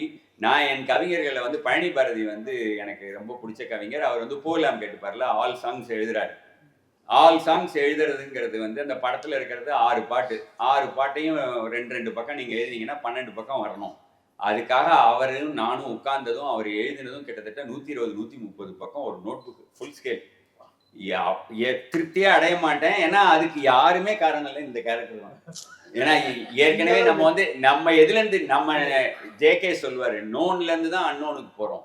நமக்கு என்ன தெரியுமோ அதுல இருந்து தானே நம்ம கேட்க போறோம். நமக்கு தெரிஞ்சதெல்லாம் இவ்வளவு சிறந்த விஷயமாக இருக்கிற போது, சின்ன வயசுல இருந்து கேட்டது, படிச்சது, பார்த்தது எல்லாமே கண்ணதாசனா இருக்கிற போது, நான் வந்து அவரை எல்லா விதத்திலையும் வனவாசத்திலேருந்து மனவாசத்திலேருந்து அவருடைய எந்த சிவப்புக்கல் மூக்குத்திலேருந்து பேரா சொல்லி தரலாம். அவ்வளோ பிடிச்ச ஒரு எழுத்தாளர். அர்த்தமுள்ள இந்து மதத்துக்கு மேலே என்ன வேணும்? அவருடைய குரலுக்கு அடிமை நான், அவருடைய பேச்சுக்கு அடிமை நான். என்ன ஒரு தெளிவு, என்ன ஒரு அவர் கண்ணதாசன் வேற. ஸோ அந்த மாதிரியான ஆட்களோட பழகினால தான் நான் அந்த மாதிரி இவங்களெல்லாம் கவிஞர்கள்ட்ட அதை ஒட்டியாவது நம்ம நெருக்கத்தில் இருக்கணும்னு என் பாடல்களில் தொடர்ந்து முயற்சி பண்ணேன். அதில் தான் அழகான ஒரு வரி பழனி பாரதி எழுதியிருப்பார். அதாவது வந்து இரவா பகலா குளிரா மழையா என்னை ஒன்றும் செய்யாதடி, இடியா புயலா மழையா இதுவா என்னை ஒன்றும் செய்யாதடி. அப்ப உன்னை என்ன பண்ணும்? ஆனால் உந்தன் மௌனம் மட்டும் ஏதோ செய்யுதடி, என்னை ஏதோ செய்யுதடி. அதாவது பெண்ணின் மனதும் நிலவின் முதுகும் என்றும் ரகசியம்தானா, கனவிலேனும் சொல்லடி பெண்ணே காதல் நிஜம்தானா. அதான் வந்து பழனி பாரதி வரி. புகழாம் கேட்டுப்பாரு, என் படத்துல வரும். ஒரு கவிஞர்கள்ட்டையும் இத மாதிரியான இவங்களோட இன்ஸ்பிரேஷன்ல இருந்து பாடல்களை சொல்லி, அதோ அந்த பறவை மேல வாழ வேண்டும் மேல என்ன சொல்றது, அப்படியே நம்மளே பறக்கிற மாதிரி இருக்கும். அதாவது வந்து ஒரு பாட்டையும் சொல்லலாம். அந்த நான் சொன்ன உன்னை அறிந்தால் பாட்டுல நீங்க இந்த ஆங்கிள் இருந்து எல்லாரும் கவனிச்சிருப்பீங்க. எனக்கு ரொம்ப பிடிச்சதா நான் கவிஞர்கள்ட்ட எல்லாம் சொல்றதை தான் உங்ககிட்ட ஷேர் பண்றேன். ஒரு சிறந்த பாடல் சினிமாவில் வரும்போது நான் அதுல பொருட்சுவை இருக்கணும், அதுல வந்து ஓசை நயம் இருக்கணும், அதுல வந்து அந்த எல்லாமே அது இருந்தா தான் அதோட அழகே வேற. இப்ப வந்து ஒரு மாபெரும் சபைதனில் நீ நடந்தால்னா என்ன இருக்கு? ஏகார சுவை இருக்கு. மாபெரும் சபைதனில் நீ நடந்தால் நீ வேற, உனக்கு மாலைகள் விழ வேண்டும். அகைன் ஒரு ஏகாரம். ஒரு மாற்று குறையாத அடுத்த ஏகாரம். ஒரு மன்னவன் மானாக்க அடுத்தது அதை ஒட்டி வருது மோனையில. மன்னவன் இவன் என போற்றி புகழ வேண்டும் அடுத்த ஏகாரம். ஏகாரத்துக்கு வந்து ஒரு ஆண்டாள்கிட்ட போகணும் நீங்க ஏகார சுவைக்கு வேணும்னா. அதாவது வந்து ஆண்டாளை விட ஏகார நாயகின்னே பேர் ஆண்டாளுக்கு. அதாவது எதை சொன்னாலும் அதுல வந்து எதுவுமே உச்சபட்சம். நாம ஏன் ஹை பிச் பிடிக்குது, அந்த மாதிரி ஏகாரம். பாரதியார் எவ்வளவு தூரம் வந்து ஆண்டாள்கிட்ட இருந்து இன்ஸ்பயர் ஆயிருக்காருன்னு பிரபந்தத்தை படிச்சீங்கன்னா தெரியும். அவர் அவ்வளவு பிடிச்சா பாரதியாரோட பவர் என்னன்னு பாத்தீங்கன்னா அகைன் ஏகார சுவையில அவ்வளவு அழகா இருக்கும். இந்த போம்ங்கிறதெல்லாம் நீங்க சொல்ற போது இருக்கிற பவர் இருக்குல்ல, போகும்ல வராது, அது போகும்ல போயிடும். ஸோ அந்த மாதிரியான விஷயங்கள் எல்லாம் ஓசை நயமும் ஒருத்தருக்கு இருக்கும், அந்த பொருட்சுவை இருக்கும், அது எல்லா சிச்சுவேஷனுக்கு இருக்கும். அதாவது நதி வெள்ளம் காய்ந்து விட்டால் அது நதி செய்த குற்றம் இல்லை. இது என்ன தத்துவம்? ஏதோ ஒரே ஒரு வரி பாட்டு சிச்சுவேஷனுக்கு எழுதினா நமக்கு ஒரு 4 கொடுக்காம போவே மாட்டார். அது என்ன, நல்லவர்க்கெல்லாம் சாட்சிகள் 2, ஒன்று மனசாட்சி, இன்னொன்று தெய்வத்தின் சாட்சியம்மா. இதெல்லாம் எங்க போய் கூட்டு வர்றது? ரெண்டுமே நடக்காது, வெளியில் தெரியாது. நம்மளது சொன்னா நம்ப போறது இல்லை, தெய்வத்தையும் கூட்டு வர முடியாது. அதுக்காக தான் அவர் சொன்னது. எதை சொல்றது? எனக்கு வந்து கண்ணதாசனை பத்தி பேசினா பைத்தி முடிச்சிடும். Very very very happy. நான் அதனால தான் இதுல என்ன இருக்கு, நம்ம எல்லாருமே வந்து உலகத்திலே சிறந்த விஷயம் நான் நினைக்கிறது படைக்கிறத விட ரசிக்கிறது தான். அந்த நிஜமா நான் நினைக்கிறேன், ரசிகனா இல்லாதவன் படைக்கவே முடியாதுன்னு நினைக்கிறேன். நம்ம ரொம்ப ரசிச்சு தாங்க முடியாதனால தான் நம்ம எல்லாம் படைக்கிறோம். அட்லீஸ்ட் அது ஒரு 100 இருந்தால் நம்ம ஒரு 80க்காவது போக மாட்டோமா, 70க்காவது போக மாட்டோமான்னு. ஸோ கண்ணதாசனை கொண்டாடுவதுங்கிறது அவ்வளோ மகிழ்ச்சியான விஷயம். ஒரே ஒரு பெருமையாக கடைசி அடிச்சுக்கிட்டு நான் போய் உட்காந்துக்கிறேன். அவர் ஊரும் என் ஊரும் மிக நெருக்கம். எங்கள் ஊர் தேவக்கோட்டையில் தான் அவர் படித்தார்.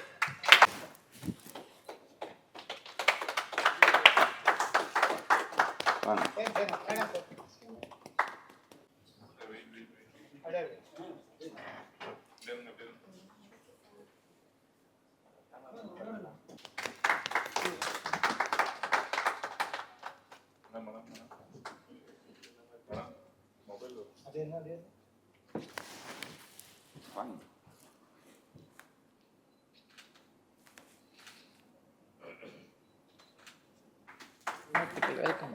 Thank you.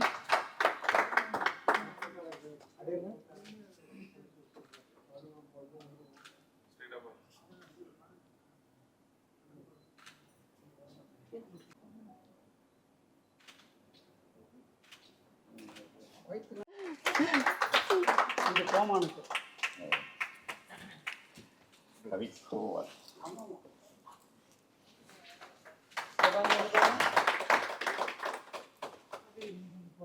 அந்த வருஷம் 3 பேர் கொடுத்தோம். அந்த 3 பேர் யாருன்னு கேட்டா, பத்மஸ்ரீ, கேஜே யேசுதாஸ். அவர் கையால் போடப்பட்ட முதல் தரம் நான் போட்டுட்டு இருக்கேன். சரிங்களா? அதுக்கப்புறம் கன்னடத்து பையங்களி சரோஜாதேவி மேடம், அவங்களுக்கு கொடுத்த கண்ணதாசன் விருது. 3வது இசை பேரறிஞர் டி.ஆர். பாப்பா. இந்த 3 பேருக்கும் அந்த வருஷம் 2003 அவார்ட்ஸ். அப்போது பாலச்சந்திரன் சார் பேசணும், மேடைக்கு வரணும். நம்ம வழக்கம் எழுத தொகுப்புரை இணைப்புரை தானே பண்ணுறோம், அது ஒன்று தான் தெரியும். பண்ணிகிட்டு இருக்கும்போது ஐயா வந்து கூப்பிட்டு பேச வைக்கணும். செய்திகள் நிறையா இருக்குது, அவர்கிட்ட கேட்க வேண்டிய விஷயங்கள் இருக்குது. அதுக்கெல்லாம் அந்த நேரத்துக்கு என்ன கேட்கணும்? அப்போ சொன்னேன், ஐயா ஒரு செய்தி கேள்விப்பட்டிருக்கோம், நான் எழுதியிருக்க கண்ணதாசன் புத்தகங்கள் எல்லாம் அதை எழுதிட்டேன், அது உண்மையா பொய்யான்னு நீங்கள் இந்த மேடையில் சொல்லணும்னு சொல்லிட்டேன். என்னவென்றால், அவள் ஒரு தொடர்கதை திரைப்படத்திலே தெய்வம் தந்த வீடு திரைப்பட பாட்டுக்கு கண்ணதாசனை நீங்கள் அழைத்து எழுத சொன்ன போது, இந்த பாட்டை நீ எழுதிய பிறகு தத்துவத்தை பற்றி சொல்வதற்கு மிச்சம் எதுவுமே இருக்கக்கூடாது, 18 சித்தர்களும் இந்த ஒரு பாட்டுக்குள் வந்தாக வேண்டும், இது போன்று பல நிபந்தனைகளை கொடுத்து கண்ணதாசனை பாடல் எழுத சொன்னீர்களாம். அப்படி சொல்லி எழுதப்பட்ட பாட்டு இந்த பாட்டு என்று நாங்கள் அறிகிறோம், உண்மையா பொய்யா, வருக உங்கள் உரை தருகன்னு உட்கார்ந்துட்டேன். அப்போ அவருக்கு வந்து காவேரி மைந்தன்றது அந்த பேரை கரெக்டாக சொல்ல தெரியல. அவருக்கு வீடெல்லாம் கூட பார்த்தீங்கன்னா காவேரின்னே வச்சிருக்காரு, தெரியுங்களா? அவருடைய ரூம் உங்களுக்கு தெரியாது இருக்கு. ஸோ எல்லாமே அவர் நன்னிலத்தில் உள்ள வீட்டிலேருந்து தன்னுடைய ரூம் வரைக்கும் காவேரி தான் அந்த பேர். அதனால அவருடைய பேரில் காவேரி மைந்தன் டக்குன்னு பதியலை. காவேரி மைந்தன் சொன்னது போல அப்படின்னு சொல்லி சொன்னதெல்லாம் உண்மைதான். ஆனால் ஒரே ஒரு விஷயம் அவர் சொல்லாததை நான் சொல்கிறேன். இந்த பாட்டை எழுதுறதுக்கு ஒன்றை விட்டா ஆள் இல்லைன்னு சொன்னேன். ஏன்னா ஒரு குடிகாரம் பாட்டு, அதனால நீ தான் எழுதணும்னு சொன்னேன். அதனால் அப்படிங்கிற பாட்டு மறக்க முடியாத பாட்டு. ஜேசுதாஸ் சாருக்கு நான் ஒரு லெட்டர் எழுதி அந்த நிகழ்ச்சிக்கு வர சொல்லும் போது, தெய்வம் தந்த வீடு பாடல் நீ எழுதிய பிறகு நீ இல்லாமல் ஒரு திரைப்படம் வெளிவரவில்லையே. நீங்கள் ஒரு பாட்டில் ஒரு படத்துலேயே ஒரு பாட்டையாவது அவரை கூப்பிட்டு பாட்டு கொடுத்தாங்க. அப்படி ஒரு காலம் வந்துச்சு. ஸோ அப்படி நீ பாடிய பிறகுதான் ஐயப்பன் சன்னிதானம் எங்கள் கண்களுக்கு தெரிந்தது அப்படி இப்படின்னு போட்டு தான் எழுதி அமெரிக்கா வந்து அவர் பிடிச்சி இங்கே எழுத்தேன். சரிங்களா? அப்படி ஒரு அருமையான விஷயம். கண்ணதாசன் என்பது அப்படி ஒரு காற்றோடு கலந்திருக்கின்ற அலைகளோடு நாமும் தினந்தோறும் மிதந்து கொண்டிருக்கிறோம் என்ற சுகமான சுவையை இன்று வேறு விதமாக, குறிப்பாக கர்நாடக இசையில நாம வந்து எத்தனையோ பாடல்கள் வந்திருக்கலாம். திருமதி லலிதா மோகன் அவர்கள் இந்த நிகழ்ச்சியை நாம் இந்த மாதிரி கொடுக்கலாம் அப்படின்ற ஒரு விஷயத்தை ஆலோசித்த போது, இது ஒரு புதிய முயற்சி, இது வந்து வெற்றி பெறுமா என்ற கேள்விக்கு நாங்கள் பதிலே சொல்ல போவதில்லை. ஏனென்றால் கண்ணதாசன் ஏற்கனவே வெற்றி பெற்றவரை பற்றி நாங்கள் பரிமாறுகிறோம். அது தவிர எங்களுடைய பணி ஒன்றும் அல்ல. அப்படிப்பட்ட வகையில் முதல் பாடலாக இந்த நிகழ்ச்சியில் இந்த பாட்டு லிஸ்ட் நான் ப்ரிப்பேர் பண்ணியிருந்தேன்னா அதனுடைய ஆர்டர் வேறு. இது வந்து full and full prepared by madam. அதனால் அவங்களுடைய லைன்லேயே போகிறேன். இது கர்நாடக இசை. இப்போ இந்த கண்ணதாசனுடைய பாடல்களை பற்றி, பாடலுடைய செய்திகளை பற்றி, அது பாடல் உருவான கதை அல்லது இந்த மாதிரி பல சில சுவையான சம்பவங்கள்லாம் இந்த 33 ஆண்டுகளில் என்கிட்ட இருக்குது. ராத்திரி தூங்கும்போது எழுப்பி கேட்டால் கூட சொல்லிடுவேன். ஆனால் இசை பாடல்கள் என்று வருகின்ற போது அந்த ராகங்கள் என்ன, அந்த நுட்பங்கள் என்ன, இதெல்லாம் சொல்வதற்கு அதற்குரிய வல்லுநர் வந்து கிடைத்திருக்கும் போது அவர்கள்ட்ட அந்த பொறுப்பை ஒப்படைச்சிடறோம். அதனால் இந்த பாட்டை பற்றிய செய்திகளை நாம் சொல்லிவிட்டாலும் அவர்கள் என்ன செய்ய போகிறாங்கன்னா, பாடுவதற்கு முன்பு அது என்ன ராகம், அந்த ராகத்துடைய தன்மை, அது மாதிரி ஒரு சில விஷயங்கள் எல்லாம் அவர்கள் சொல்லிவிட்டு அந்த பாடலை தருவார்கள். அந்த வகையில் அவர்கள் தேர்ந்தெடுத்திருக்கின்ற முதல் பாடல் சரஸ்வதி சபதம் என்கிற திரைப்படத்திலிருந்து கோமாதா எங்கள் குலமாதா என்ற பாடல். நல்லா ஞாபகம் இருக்கா சார்? ஏபி நாகராஜனை மைனஸ் பண்ணிட்டு புராண படங்கள் தமிழ்நாட்டில் வந்துச்சான்னு கேட்டால் இல்லைன்னு தைரியமாக சொல்லலாம். ஏபி நாகராஜனை மைனஸ் பண்ணிட்டு புராண படங்கள். அப்புறம் அந்த காட்சியை நீங்க பார்த்தீங்கன்னா ஒரு சீன்ல கூட இந்த இடத்துல இது வச்சுக்கலாமே, இந்த இடத்துல இந்த லைட் போட்டுக்கலாமே, இந்த மலை மாதிரி ஒன்று இருக்கு, இது நல்லா இல்லையே அப்படின்னு சொல்லவே முடியாது. தி மோஸ்ட் ஃபிட்டிங்னு ஒன்று இருக்கு இல்லையா, சூப்பர் லைட்டிவ் தான். எல்லா காட்சிகளும் அது வந்து பரமசிவனும் பார்வதி உட்கார்ந்துருக்காங்க, பக்கத்துல முருகன் வந்துட்டு போறாரு, விநாயகர் வந்துட்டு போறாருன்னா எந்த காட்சியா இருந்தாலும் அது பின்னணிங்கிறது நமக்கு நேரடியா போய் கைலாய மலையை பார்த்தா மாதிரி ஒரு ஃபீல். அது மாதிரி நாட் ஓன்லி ஜஸ்ட் அந்த ஒரு சீன் நான் உங்களுக்கு எக்ஸாம்பிள் சொல்றேன். ஆனால் அது போல திரைப்படத்துடைய முழு வடிவமும் புராண படங்கள்ல ஏபி நாகராஜனால் மட்டும்தான் வடிவமைக்கப்பட்டது. ஏபி நாகராஜன் படத்துல அந்த இந்த சரஸ்வதி சபதம் படத்துல சரஸ்வதியே வீணை எடுத்து முதல்ல பாடுற ஒரு பாடலாக இந்த பாடல் தொடக்க பாடலாக இருக்கும். அது பார்க்கும் போதே நாம அதுக்குள்ள இருக்க மாதிரி தான் இருக்கும். அவர் 10க்கு ஒன்று பண்ணுவார். இந்த படங்களுக்கு முன்னாடி ஒரு சின்ன இன்ட்ரோடக்ஷன் அவர் வந்து அழகா பேசுவார். அதை கேட்கும் போது கொஞ்சம் நெஞ்சம் இப்படி இருக்கவங்கலாம் கூட உள்ள வந்து செட் ஆயிடுவாங்க. அதாவது அந்த புராணத்துக்குள்ள போயிடுவாங்க. அந்த புராண காட்சிகள் கண்ணுக்கு முன்னாடி விரியும். அதற்கிடையில பாடல். மீண்டும் ஒரு விஷயம் சொல்கிறேன், கண்ணதாசனை மைனஸ் பண்ணிட்டு தமிழ் திரையில் பக்தி பாடல்கள் எடுத்தினால் 10 கூட தேராது. திருவிளையாடல், திருவருட்செல்வர், சரஸ்வதி சபதம், கோமாதா எங்கள் குலமாதா, இன்னும் நிறைய இருக்கு. எல்லாமே திருமால் பெருமை, கண்ணன் கருணை, திருவருள், தெய்வம் அப்படியே வந்துட்டே இருக்கும். இப்போ இந்த பாடல்கள் எல்லாத்துலேயுமே பக்தி பரவசம் சொன்னாக்க, இப்போ பெங்களூர் ரமணிவால் வந்து பொதுவாக பாடிட்டு இருந்தவங்க வந்து ஒரு மேடம் மாதிரி ஒரு கர்நாடக இசை பாடகையா அவங்க வளம் வந்தாங்க. அவங்கள கூப்பிட்டு கொண்டபடி குன்றத்திலே குமரனுக்கு கொண்டாட்டம் போட சொன்னாங்க. குழம்புனா என்னையா கொஞ்சம் வாழ்க்கை ஓடிட்டு இருக்கு, அது பொறுக்கலையா, இந்த மாதிரி பாட்டெல்லாம் கொடுக்குறேன்னாங்க. இதை பாடுங்கள், உங்களுடைய வாழ்க்கை எப்படி போகும்னு சொல்லி நான் பொறுப்புன்னு சொல்லிட்டு அவர் சொல்லி பாட வச்ச பாட்டு குன்றத்திலே. அது பாடினதுக்கு அப்புறம் உலகம் பூரா சுற்றி வந்தாங்க. அது கண்ணதாசன், குன்னக்குடி, தேவர், மூணுமே அதுக்கு காரணம். இப்படி பல விஷயங்கள் இருக்கு. இந்த பாடல் வந்து சாவித்ரி அவர்கள் திரையில் தோன்றி கலைமகள் போல நமக்கு வந்து கலைமகளை பார்ப்பது வாய்ப்பு இருக்கா? நாம பார்த்தா சிவாஜி கணேசன் தான், கருணாநாதன், ஸ்ரீ வீரபாண்டிய கட்டபொம்மன் வந்து கப்பலோடி தமிழ், எதுவாக இருந்தாலும் சிவாஜி தான் நமக்கு மனசுல வரும். அது போல புராண படங்கள்ல வரக்கூடிய அந்த காட்சிகள் நம்ம யார் நடிகர் நடிகைகளை பார்த்தோமோ அதுதான் மனசுல பதிஞ்சிருக்கு. ஒரு சரஸ்வதி முதலாக வீணையை மீட்டி கோமாதாவை வணங்குறாங்க. பாட்டு கோமாதாவுக்கு அந்த பூஜை, கோமாதா பூஜைன்னு சொல்லுவாங்க. அந்த மீட்டு கூட இந்த மீட்டர்தெல்லாம் அந்த மெட்டெல்லாம் கரெக்டா இருக்கும். அந்த ஃபிங்கரிங் அவங்களே வாசிக்கிற மாதிரி இருக்கும். அப்படிப்பட்ட பாட்டு பாருங்க. இன்னொரு பாட்டு பின்னாடி வரப்போகுது. அது கல்யாண ராகம். கல்யாணி இல்ல, கல்யாணி இது இல்ல பின்னாடி வருதுன்னு சொன்னேன். மன்னவன் வந்தானடி பாட்டுல வந்து மன்னவன் வந்தானடி இருக்கு இல்ல, பாடலையா? சரி, ஓகே. இதுல பாருங்க, இந்த முதல்ல தொகையரான ஒண்ணு இருக்கு பாருங்க. பாடலுக்கு முன்னாடி கலை வாழ்க, மலர் வாழ்க, கலைமகளின் திருவாழ்க, புலவர் திரு நாவிற் பொருந்தும் தமிழ் வாழ்க, கண்ணி தமிழோடு கலந்த நற்கவி வாழ்க, அன்னை கலைவாணி வண்ண பெயர் வாழ்க வாழ்க. இந்த வாழ்த்துவோடு தான் இந்த பாட்டு தொடங்குகிறது. கோமாதா எங்கள் குலமாதா. இந்த பாடலை முதல் பாடலாக இந்த நிகழ்ச்சியிலே உங்களோடு சேர்ந்து நான் கேட்கிறேன். எல்லோருக்கும் இனிய மாலை வணக்கம். வசந்த் சாருக்கு என்னுடைய முதற்கண் வணக்கம். நான் உங்களோட பயங்கர ரசிகை. முதல்ல அதை சொல்லிக்கிறேன். ஃபர்ஸ்ட் இவர் சொன்ன மாதிரி, காவேரி மைந்தன் சார் சொன்ன மாதிரி, ஆபேரி ராகம் சரஸ்வதி சபதத்தில் ரொம்ப ஆபேரியும் ரொம்ப அழகான ராகம். இட் கிவ்ஸ், அதுக்கு என்ன சொல்றது, ஆபேரி ராகம் ஒவ்வொரு ராகத்துக்கும் ஒவ்வொரு உணர்ச்சிகளை கொடுக்கக்கூடிய, ஃபீலிங்ஸ் கொடுக்கக்கூடிய சக்தி இருக்கு. மியூசிக் தெரப்பியாக தான் எல்லா ஊர்லேயும் இப்போ தெரப்பி பண்ணிட்டு இருக்கா மியூசிக் வச்சு. கேன்சர் போன்ற வியாதிகளெல்லாம் குணப்படுத்தக்கூடிய தன்மை அந்த இசைக்கு, அந்த ராகத்துக்கு இருக்கு. ஒவ்வொரு ராகமும் ஒரு தேவதை. ஆபேரி ராகம் வந்து முதல்ல ஒரு ரொமான்டிக் ராகம். அதனால தான் திரைப்படத்தில் நிறைய பேர் ஆபேரி ராகத்தை வச்சு சும்மா மியூசிக் டைரக்டர்ஸ்லாம் பூந்து விளையாடி இருக்க எக்கச்சக்க சாங்ஸ்.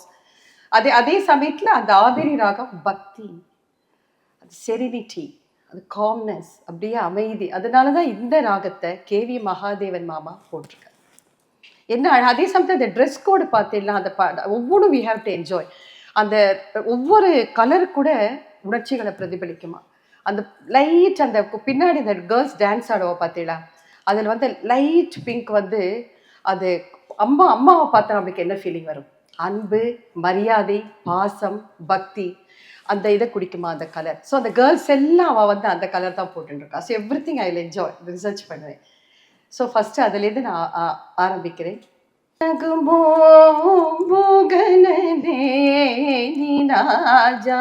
ఆలి తెలిసి నగో మోగనలేని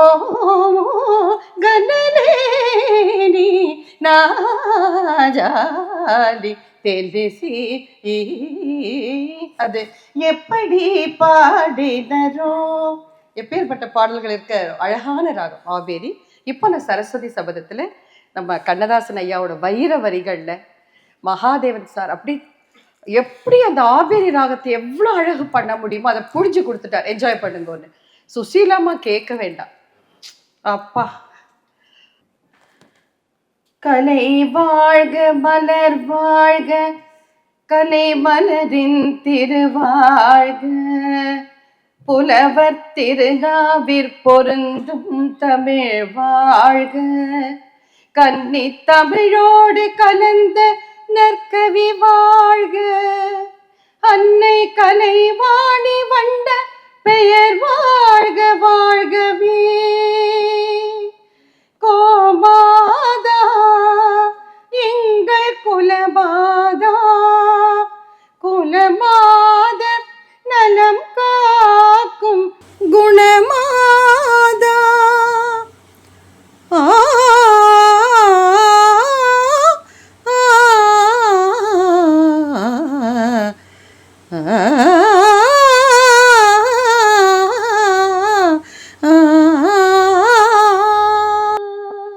கோமாதா எங்கள் குலமாதா, குலமாதர் நலம் காக்கும் குணமாதா, புவி வாழ்வில் அருள் பொங்கும் திருமாதா, வண்ண கோமாதா.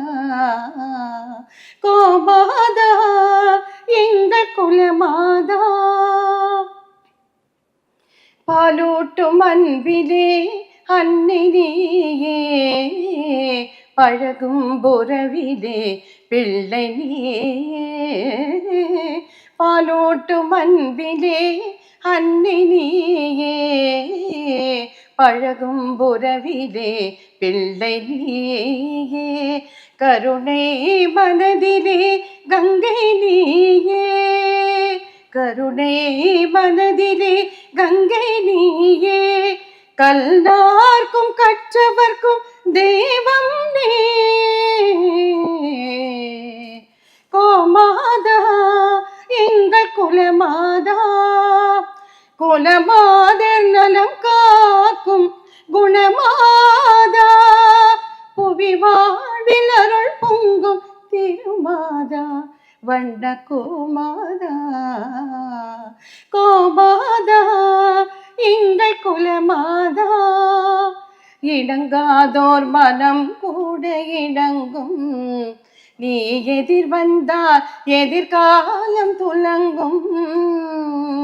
இணங்காதோர் மனம் கூட இணங்கும், நீ எதிர் வந்தால் எதிர்காலம் துலங்கும்.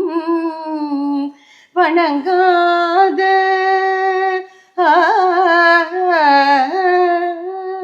வணங்காதோ சிரம் உன்னை வணங்கும், வணங்காதோ சிரம் உன்னை வணங்கும். உன்னை வலம் வந்தால் நலமெல்லாம் விளங்கும், உன்னை வலம் வந்தால் நலமெல்லாம் விளங்கும் வண்ண கோமாதா கோமாதா எங்கள் குலமாதா குலமாதர் நலம் காக்கும் குணமாதா புவி வாழ்வில் அருள் பொங்கும் திருமாதா வண்ண கோமாதா கோமாதா எங்கள் குலமாதா. இப்போ ஒரு கோரஸ் வரும், ரொம்ப அழகா இருக்கும். நலம் நீயே பலம் நீயே நதி நீயே கடல் நீயே அருள் நீயே அருள் நீயே பொருள் நீயே ஒளி நீயே உயிர் நீயே உலகம் யாவும் சேர்ந்து வாழ கருணையோடு அருள் தாய்.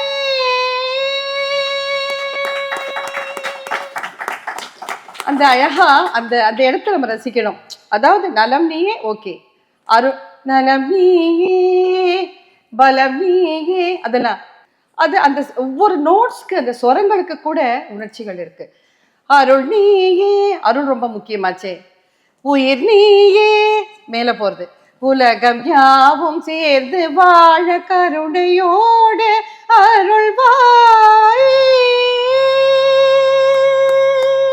அந்த மேல போறது மேல்ஸ்தாய் பஞ்சமம், அதன் அந்த இம்பாக்ட் கொடுக்கும். அதுதான் அது ஒவ்வொன்றும் எப்படி என்ஜாய் பண்ணி போட்டிருக்காரு பாருங்க மகாதேவன் மாமா.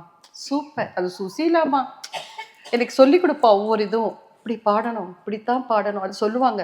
ஒவ்வொரு பாட்டும் 1 மாசம் ஆகுமா ரெக்கார்டர். அதான் இப்பெல்லாம் சீக்கிரம் பாடுறாங்கம்மா. எங்களுக்கெல்லாம் அதெல்லாம் டெக்னாலஜி கூட இம்ப்ரூவ்மெண்ட் கிடையாது. ஒரு தப்லா ஒரு தப்பு பீட் தப்பு வந்தால் கூட ஃபர்ஸ்ட்லேருந்து you have to record it. ஒவ்வொரு பாட்டும் 1 மாசம் 2 மாசம். அதனால தான் அந்த பெர்ஃபெக்ஷன் சாகா வரம் பெற்ற பாடல்கள் காலம் கடந்து நம்ம இன்னும் ரசிச்சுட்டு இருக்கோம். நன்றி.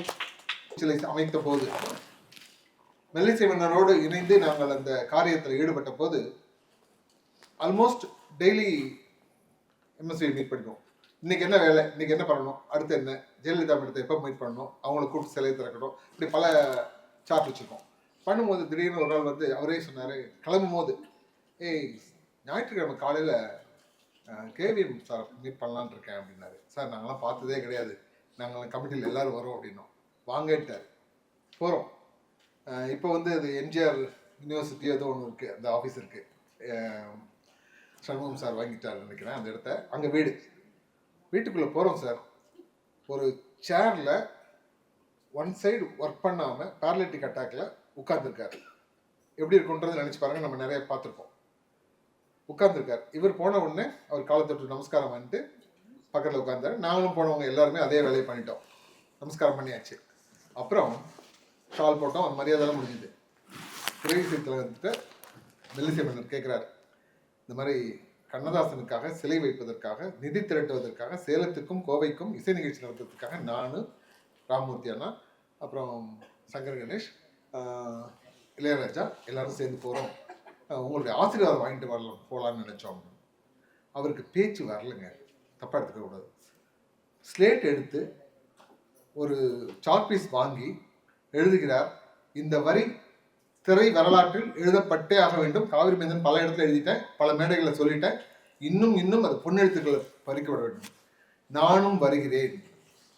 யாராவது வீட்டில் ஸ்ட்ரோக் வந்த ஒரு மனுஷன் வந்து எங்கேயாவது வெளியில வருவான்னு நினைப்பானா? சேலத்துக்கு கோயம்புத்தூருக்கும் லைட் மியூசிக் நடத்துறதுக்கு வரேங்கிறாரு. நானும் வருகிறேன் சொன்ன வரைக்கும் பண்ணா கூட பெரிய விஷயம் இல்லை. வரவில்லை என்றால் நான் கண்ணதாசனுக்கு நன்றி கெட்டவனாவேன்னு எழுதார். நீங்க சொன்னீங்களே மாபெரும் சபைகளில் நீ நடந்தால், இந்த மாபெரும் சபைகளில் நீ நடந்தால் பாட்டு மறுபடியும் சொல்றேன். ஐயா டைரக்டர், நீங்க உங்ககிட்டே ஒரு கேள்வியே வைக்கிறேன். ஒரு திரைப்படத்தில் நாயகி கோச்சுக்கிட்டு போறாங்க. கோச்சுக்கிட்டு போற நாயகியை வந்து கன்வின்ஸ் பண்றதுக்கு பாட்டு வரணும்னா வேற இந்த வரியே கிடையாது. உன்னை அறிந்தால் நீ உன்னை அறிந்தால் உலகத்தில் போராடலாம்னா அவ என்னையா பாடுறேன்னு கேட்பான். ஆனால் இந்த பாடல் வந்து இவ்வளவு வருஷம் ஆயிடுச்சு, இதுவரைக்கும் இந்த பாடலை ஏன் இந்த படத்துல இந்த வரி போட்டீர்கள் என்று கண்ணதாசனையும் யாரும் கேட்கவில்லை. இந்த படம் வந்தப்போ ஆனந்த விடன் போன்ற பத்திரிகையும் எழுதவில்லை.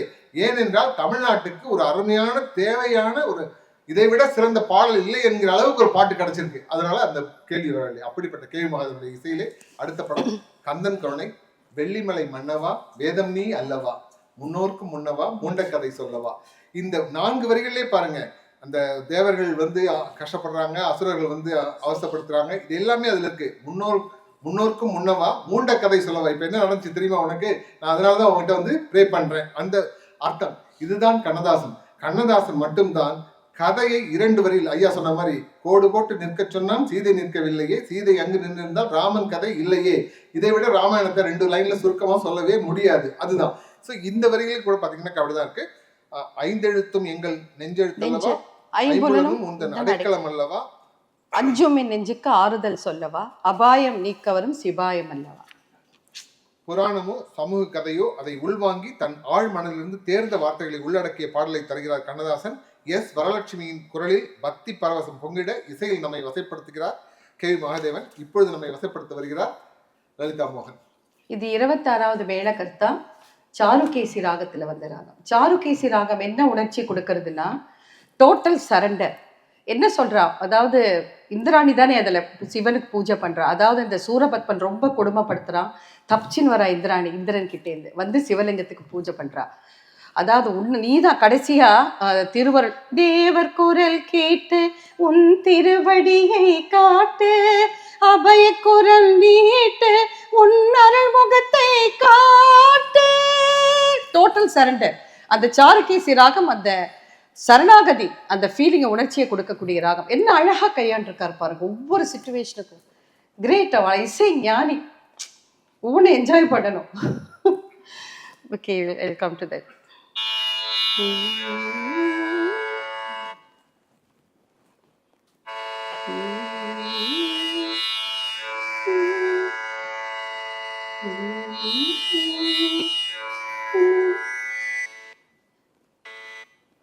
வெளிமலை மன்னவா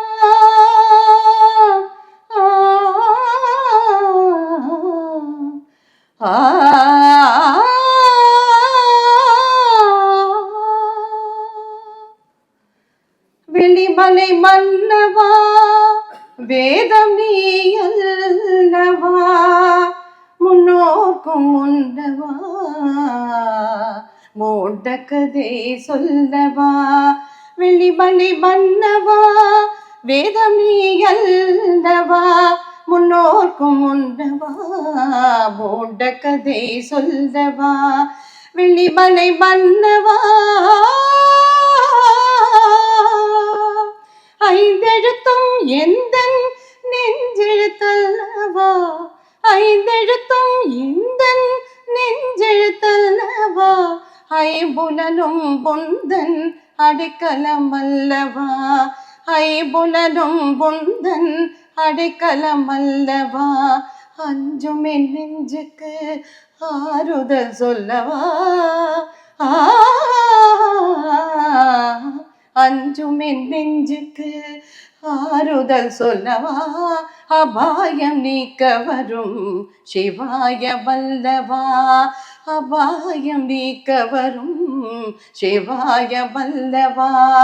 வெளிமலை மன்னவா, வேதம் நீ அல்லவா, முன்னோர்க்கும் முன்னவா மூண்ட கதை சொல்லவா. வெளிமலை மன்னவா, வானுலகம் வீழ்வதென்ன, வானவர்தான் அழுவதென்ன, வானுலகம் வீழ்வதென்ன, வானவர்தான் அழுவதென்ன, சேனை அசுரர் குலம் ஜெய கொடிதான் கொள்வதென்ன, சேனை அசுரர் குலம் ஜெய கொடிதான் கொள்வதென்ன, தேவர் குரல் கேட்டு உன் திருவடியை காட்டு, அபய குரல் கேட்டு உன் அருள் முகத்தை காட்டு, தேவர் குரல் கேட்டு உன் திருவடியை காட்டு, அபயக்கரம் நீட்டு உன் அருள் முகத்தை காட்டு. வெளிமலை மன்னவா, வேதம் நீ அல்லவா, முன்னோர்க்கும் முன்னவா மூண்ட கதை சொல்லவா. வெளிமலை மன்னவா,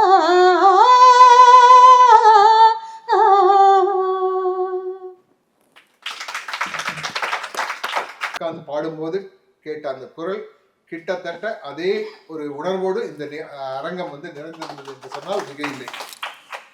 அடுத்த படம் கலையோடு கலந்தது மன்னாதி மன்னன். அப்படியா பாத்துட்டீங்களா? இல்ல அதே கடைசியில இருக்கு, கொஞ்சம் முன்ன எங்க இருக்கு? ஓ சரி, ஓகே, நோ ப்ராப்ளம். கொடுத்துடலாம். நீங்க எடுத்து வச்சுட்டு குருவோடது எம்எல்வியோட. அதுக்கு முன்னாடி கண்கள் எங்கே நெஞ்சமும் அங்கே எங்கே. ஓ அதாவது எம்எஸ்சி சாரோட கொஸ்டின் பேப்பரை அவுட் பண்ணி பார்க்கலாமா? அதுல வந்து 7 சுரங்கள் இருந்தா நான் தொடர்ந்து இருக்கேன். மேடம் நீங்க எடுத்தது நான் வச்சிருக்கேன். நீ அழுதால் அது இயற்கையில் நடக்கும். உணவை நான் உண்ண அது எப்படி நடக்கும்? நமக்காக பூமியிலே கடமைகள் உண்டு, நமக்கென்று பூமியிலே செய்வது நன்று. ரைட். கர்ணன் திரைப்படம். கர்ணன் திரைப்படத்தினுடைய ஒரு சின்ன பேக்ரவுண்ட், விஸ்வநாதன் ராமமூர்த்தி இசையிலே உருவான ஒரு பிரம்மாண்டமான படம். இந்த படத்துக்கான பாடல் எழுதுவதற்காக பெங்களூருக்கு போய் ஒரு 4-5 நாள் செட் போட்டு சிட்டிங்கில் உட்காந்து எழுதணும்னு முடிவு பண்ணி போகிறாங்க. இதற்கு முன்னாடி ஒரு விஷயம் இயக்குனருக்கு தெரிஞ்சிருக்கலாம், தெரியலன்னா தெரிஞ்சுக்கலாம். எப்படின்னா, இந்த படத்துக்கு பாட்டு எழுதும் போது இந்த பிஆர் பந்துலு சொன்னது என்னென்ன, இது புராண படம், கண்டிப்பாக ஃப்ளாப் ஆகும். இந்த ஃப்ளாப் ஆகிற படத்தை நிற்க வைக்கிறது ஒரே ஒரு ஆளால் தான் முடியும். கண்ணதாசன் சொல்கிறாரு, இசை பாடல்களால். அது ஆட்டோமேட்டிக்காக கண்ணதாசன் விஸ்வநாதன் தான். ஸோ இந்த இசையும் பாடலும் எவ்வளவு முக்கியத்துவமாக கொடுக்கணும். இப்போ வழக்கமாக உங்ககிட்ட இருக்க தபையெல்லாம், கிட்டாரு, ஒரு பேஸு, நம்ம யூஸ்வலாக இருக்க அந்த இன்ஸ்ட்ருமெண்ட்ஸ்லாம் பத்தலை. அவர் சொல்கிறாரு, நார்த் இந்தியாவிலேருந்து இறக்குமதி பண்ணிக்கையா இந்த பிளாங்க் செக். ஃபர்ஸ்ட் டைமாக தமிழ் சினிமாவில் ஒரு பிளாங்க் செக் கொடுக்கப்பட்டு இசைக்காக அப்படி உருவாக்கப்பட்ட படம். அதுதான் வந்து பிஸ்மில்லா கான் போன்றவங்களெல்லாம் ஷெனாயு வாசிக்கப்பட்டு அந்த பாட்டிலெல்லாம் இருக்க இசை நம்ம கேட்கறதுலாம் அதுதான். இது வந்து எம்எஸ்பியோட 18 வருஷம் பழகிற ஒரு பாக்கியம் கிடைச்சதுனால அவர் அடிக்கடி பல விஷயங்கள் சொல்லும்போது சொன்ன விஷயம் இது. அந்த மாதிரி கிடைத்த பாடல் இது. இந்த பாட்டுல வந்து ஒவ்வொரு பாட்டையும் அவர் வந்து 4 நாள் விளையாடிக்கிட்டே இருந்தாங்கன்னு சொல்லுவாங்க. அந்த கதையெல்லாம் எல்லாருக்கும் தெரியும். கடைசியா உட்கார்ந்து 4 ஹவர்ஸ்ல மொத்த படத்துக்கு உண்டான பாட்டு எழுதியாச்சு. எக்ஸப்ட் அந்த உள்ளத்தில் உள்ளம், அது ஒண்ணுதான் அடுத்த நாள் எழுதினாங்க. ஸோ அப்படி வந்து எழுதப்பட்டிருக்கு. எந்த பாட்டையாவது ஒரு சின்ன புள்ளி, பாட்டு இல்லை, வரி இல்லை, எழுத்து இல்லை, அதில் ஒரு சின்ன புள்ளியை கூட தப்பு சொல்ல முடியாது சார். எப்படி இப்படிலாம் எழுத முடியும்? அந்த நான் அடிக்கடி நினைக்கிறது உண்டு, ஒரு பெண்ணுடைய மனசுக்குள்ள கூடு விட்டு கூடு வாஞ்சா கூட எழுதுனேன். பொதுவாக சொல்லுவாங்க பெண்ணுடைய மனசை யாருமே தெரிஞ்சுக்க மாட்டானோ. கண்ணதாசன் அதுக்கெல்லாம் மேலே போயிட்டாரு. என்ன, ஒவ்வொரு வரியிலும் கண்கள் எங்கே நெஞ்சவம் எங்கே. பிஆர் பந்துலு இயக்கத்தில் உருவான மாபெரும் காவியம் கர்ணன் திரைப்படம். இதில் இடம்பெற்ற அனைத்து பாடல்களும் பிரபலமாகின. மெல்லிசை மன்னன் இசை ராஜ்யத்தில் ஒவ்வொரு பாடலும் புது வடிவம் பெற்றன. பி சுசிலாவின் குரலில் இதோ இந்த பாடல் நம் நெஞ்சை விட்டு அகலாத ஒன்றாய். ஒரு பெண்ணின் மனநிலை மற்றும் உடல் மொழி, அவளது கண்கள் மற்றும் இதர உறுப்புகள் அவள் காதலனை முதலில் பார்த்தவுடன் எப்படி மாறுகிறது என்பதை பற்றி கண்ணதாசனிடம் கவியோயும் திட்டிருக்கிறார். பெண்ணின் மனதை அறிந்தவர் கிடையாது என்பார்கள். கண்ணதாசன் அதற்கு விதிவிலக்கு. அவள் மனம் நினைப்பதை எல்லாம் பாடலில் சொல்லிவிடுகிறார். இந்த பாடலை கேட்கும் போது அவங்க குரல்ல மட்டும் மயங்கிடாம அந்த வரிகளையும் கொஞ்சம் கூர்ந்து கவனியுங்கள் தயவு செய்து. ஒரு பெண்ணுடைய மனசை இதை விட வரிகளிட்டு சொல்லிட முடியாது என்பதுதான் சூட்சுமம். இதோ அந்த பாடல். எம்எஸ் விஸ்வநாதன் ஐயா வந்து ஏன்னா அது நார்த் இந்தியன், மகாபாரதம்ங்கிறது நார்த்தில் அங்கே நடந்த கதை தானே. ஸோ அதில் வந்து வீணை அதையெல்லாம் விட சாரங்கி, ஷெனாய், அந்த சரோட், அதெல்லாம் தில்ரூபா, அப்பா அந்த அது ஃபஸ்ட்டு அந்த இது இடை இசை வரும் பாருங்க, அப்படி நெஞ்சத்தை உருக்கும். அப்படியே என்ன இட்ஸ் ஹார்டனிங், புரிஞ்சு எடுத்துரும். அதெல்லாம் ஹேவ் டு என்ஜாய். அப்புறம் ஒவ்வொரு ஸ்டெப் பை ஸ்டெப் மொல்ல அந்த ரித்தம் இன்க்ரீஸ் ஆகும். கண்களெங்கே நெஞ்சமும் இங்கே கண்ட போதே சென்றன அங்கே கால்களே. அப்புறம் கொஞ்சம் கொஞ்சமாக அந்த they increase the rhythm. No, I will sing. the ராகம் வந்து சுத்த தனியாசி, ஆபேரி, எல்லாமே ஆபேரி, சுத்த தனியாசி எல்லாம் சிப்ளிங்ஸ், எல்லாமே கசின்ஸ் தான். பிகாஸ் அம்மா வந்து Kharaharapriya, that is the major scale Kharaharapriya. அதுலேருந்து பிறந்த ராகங்கள் தான் இதெல்லாம். ஸோ அதை ரிசம்பிளன்சஸ் இருக்கும். டெக்னிக்கலாக போனோன்னா சக ப நீ சா, தட் இஸ் பென்டடோனிக், 5 ஸ்வரம், அவுடம்னு சொல்லுவோம் கர்நாடிக்கில். ச நீ ப ப க சா சுததனியாசி சக மப நி ச நி த ப ம க ரி ச. That is Abheri. That is ஔடவ சம்பூர்ணம். தட் இஸ் டெக்னிக்கலாக ரொம்ப போனோம்னா. இப்போ நம்ம let us go to the இந்த பாட்டில் போகலாம். அது இன்னும் நான் சொல்ல விரும்புகிறேன். நான் கொஞ்சம் நிறைய ரிசர்ச் பண்ணுற நிறைய உண்டு எனக்கு. அதில் எனக்கு தோணித்தான் தெரியல, நீங்கள் பாருங்க. அதாவது கொடை கொண்ட மத யானை துணை கொண்டு நடந்தா குறை கொண்ட உடம்போடு நான் எங்க மெலிந்தேன்.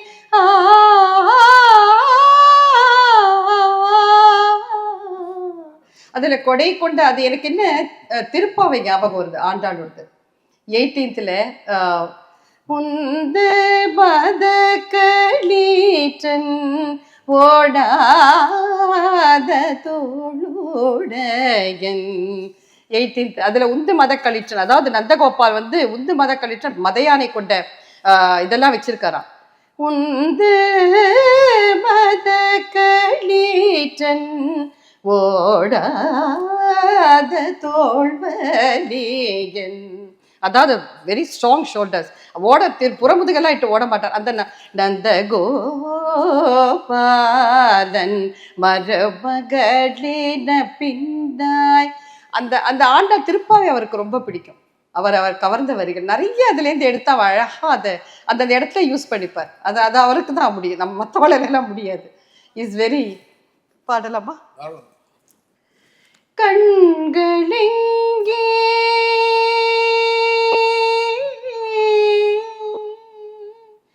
நெஞ்சமும் இங்கே கண்ட போதே சென்றன அங்கே. வீணே கால்களிங்கே மீனியும் இங்கே கால்களிங்கே மீனியும் இங்கே காவலின்றி வந்தன இங்கே.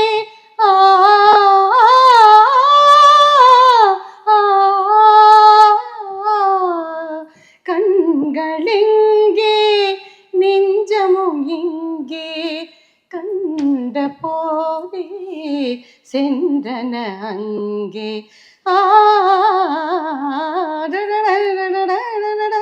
மியூசிக் ரொம்ப அழகா போகும். அப்புறம் ஷெனாய், பா பியூட்டிஃபுல். மணி கொண்ட கரம் ஒன்று அனல் கொண்டு வெடிக்கும் அனல் கொண்டு வெடிக்கும். மணி கொண்ட கரம் ஒன்று அனல் கொண்டு வெடிக்கும் அனல் கொண்டு வெடிக்கும். மலர் போன்ற இதழின்ற பனி கண்டு துடிக்கும். துணை கொள்ள அவனின்றி தனியாக நடிக்கும். துயிலாத பெண்மைக்கு ஏன் இந்த மயக்கம்?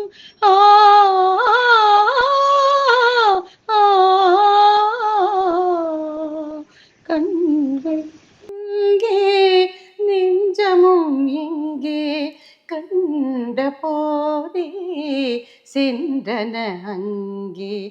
இனமென்ன குலமென்ன குணமென்ன அறியே குணமென்ன அறியே. ஈடொன்றும் கேளாமல் எனையங்கு கொடுத்தேன்.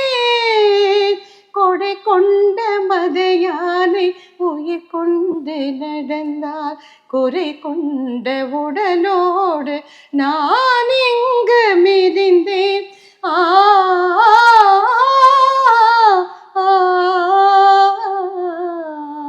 கண்களிங்கே நெஞ்சமும் இங்கே கண்ட போதே சென்றன அங்கே.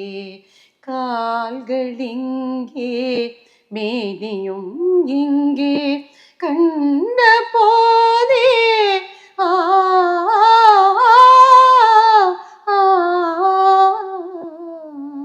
கண்களிங்கே.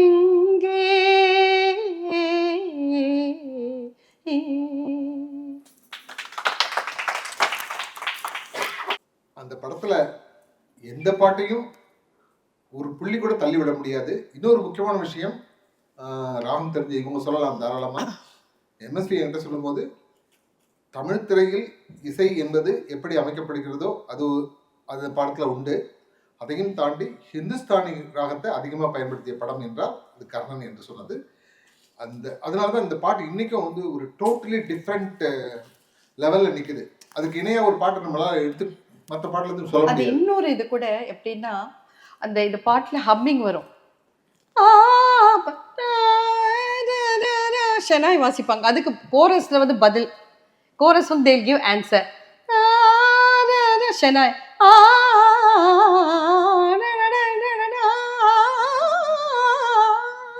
அந்த ஷெனாய் வாத்தியத்துக்கு கோரஸ் பதில் அந்த மாதிரி போட்டிருக்காங்க விஸ்வநாதன் தேர்ஜி. நான் வந்து இசை மெல்லிசை மன்னன்லாம் சொல்ல மாட்டேன், மெல்லிசை சக்கரவர்த்தி தான். ஆமா, ஐ எம் வெரி ஸ்டப். அதே மாதிரி கண்ணதாசன் வந்து கவி அரசர், அவர் கவி சக்கரவர்த்தி. எப்படி அவர் கவி அரசர் சொல்லலாம்? அதுக்கெல்லாம் அப்பாற்பட்டவர், கவி சக்கரவர்த்தி தான். கவி சக்கரவர்த்தி சொல்றதுனால அது தொட்டே அடுத்த மேட்டர் கொடுக்குறேன். கம்மன் விழா நடக்குது காரைக்குடியில். கண்ணதாசன் அழைக்கப்பட்டிருக்கார். காரில் போகிறார். ஒரு பெரிய பேனர், அந்த ரோட்டையே மறித்து போடுவாங்கல்ல, இந்த பக்கம் அந்த பக்கம் போட்டு கவி சக்கரவர்த்தி கண்ணதாசன் அவர்களே வருக வருக. பேனரை பார்த்தாரு, அங்கேயே வண்டி நிறுத்துறாரு.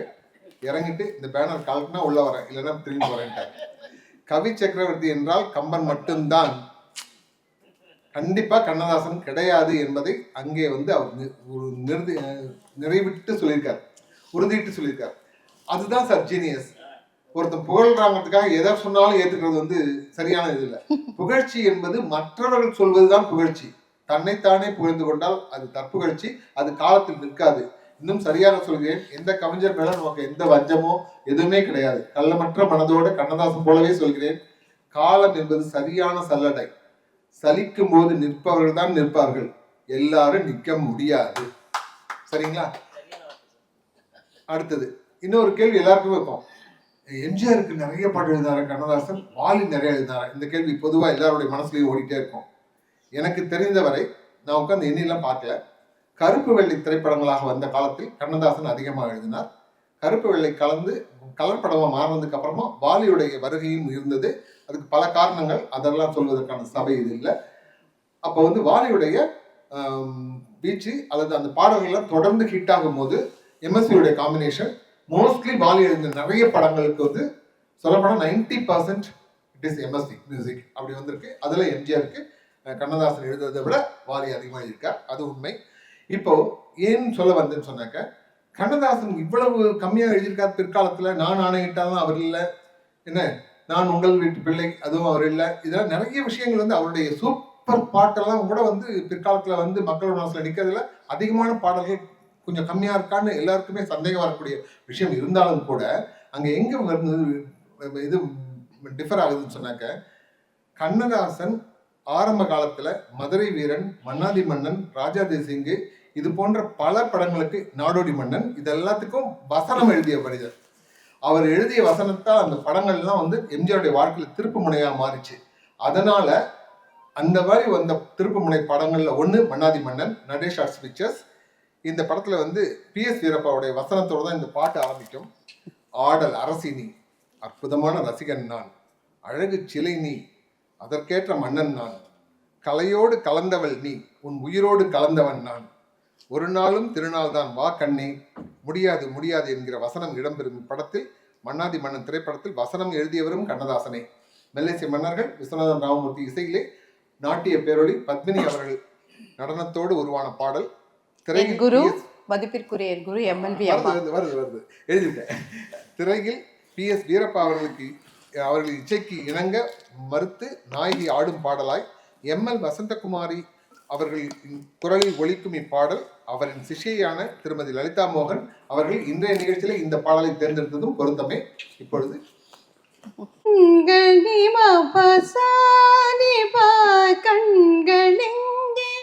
இது டிபிக் MLV அம்மா இல்லையா? ஸோ காத்திர சங்கீதம் தானே கர்நாடிக் மியூசிக்.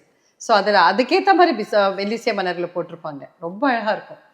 அது பத்மினி அப்பா, வில்லன் வீரப்பாவுடைய அந்த ஃபேஸ், அந்த அந்த வில்லத்தன் அந்த சிங்கத்துக்கிட்ட மாட்டிட்ட மான் மாதிரி மருண்ட விழி பத்மினி ஓடி ஓடி பா என்ன ஒரு டான்ஸ், என்ன ஒரு பாட்டு, சூப்பர்.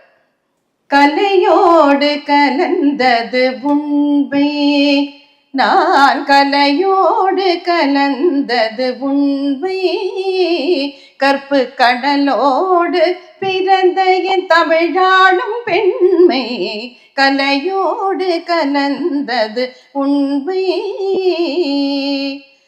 கற்பு கடலோடு பிறந்த என் தமிழாளும் பெண்மை, கலையோடு கலந்தது உண்மை, அழியாத நீதி நெறி விளையாடும் காட்சி,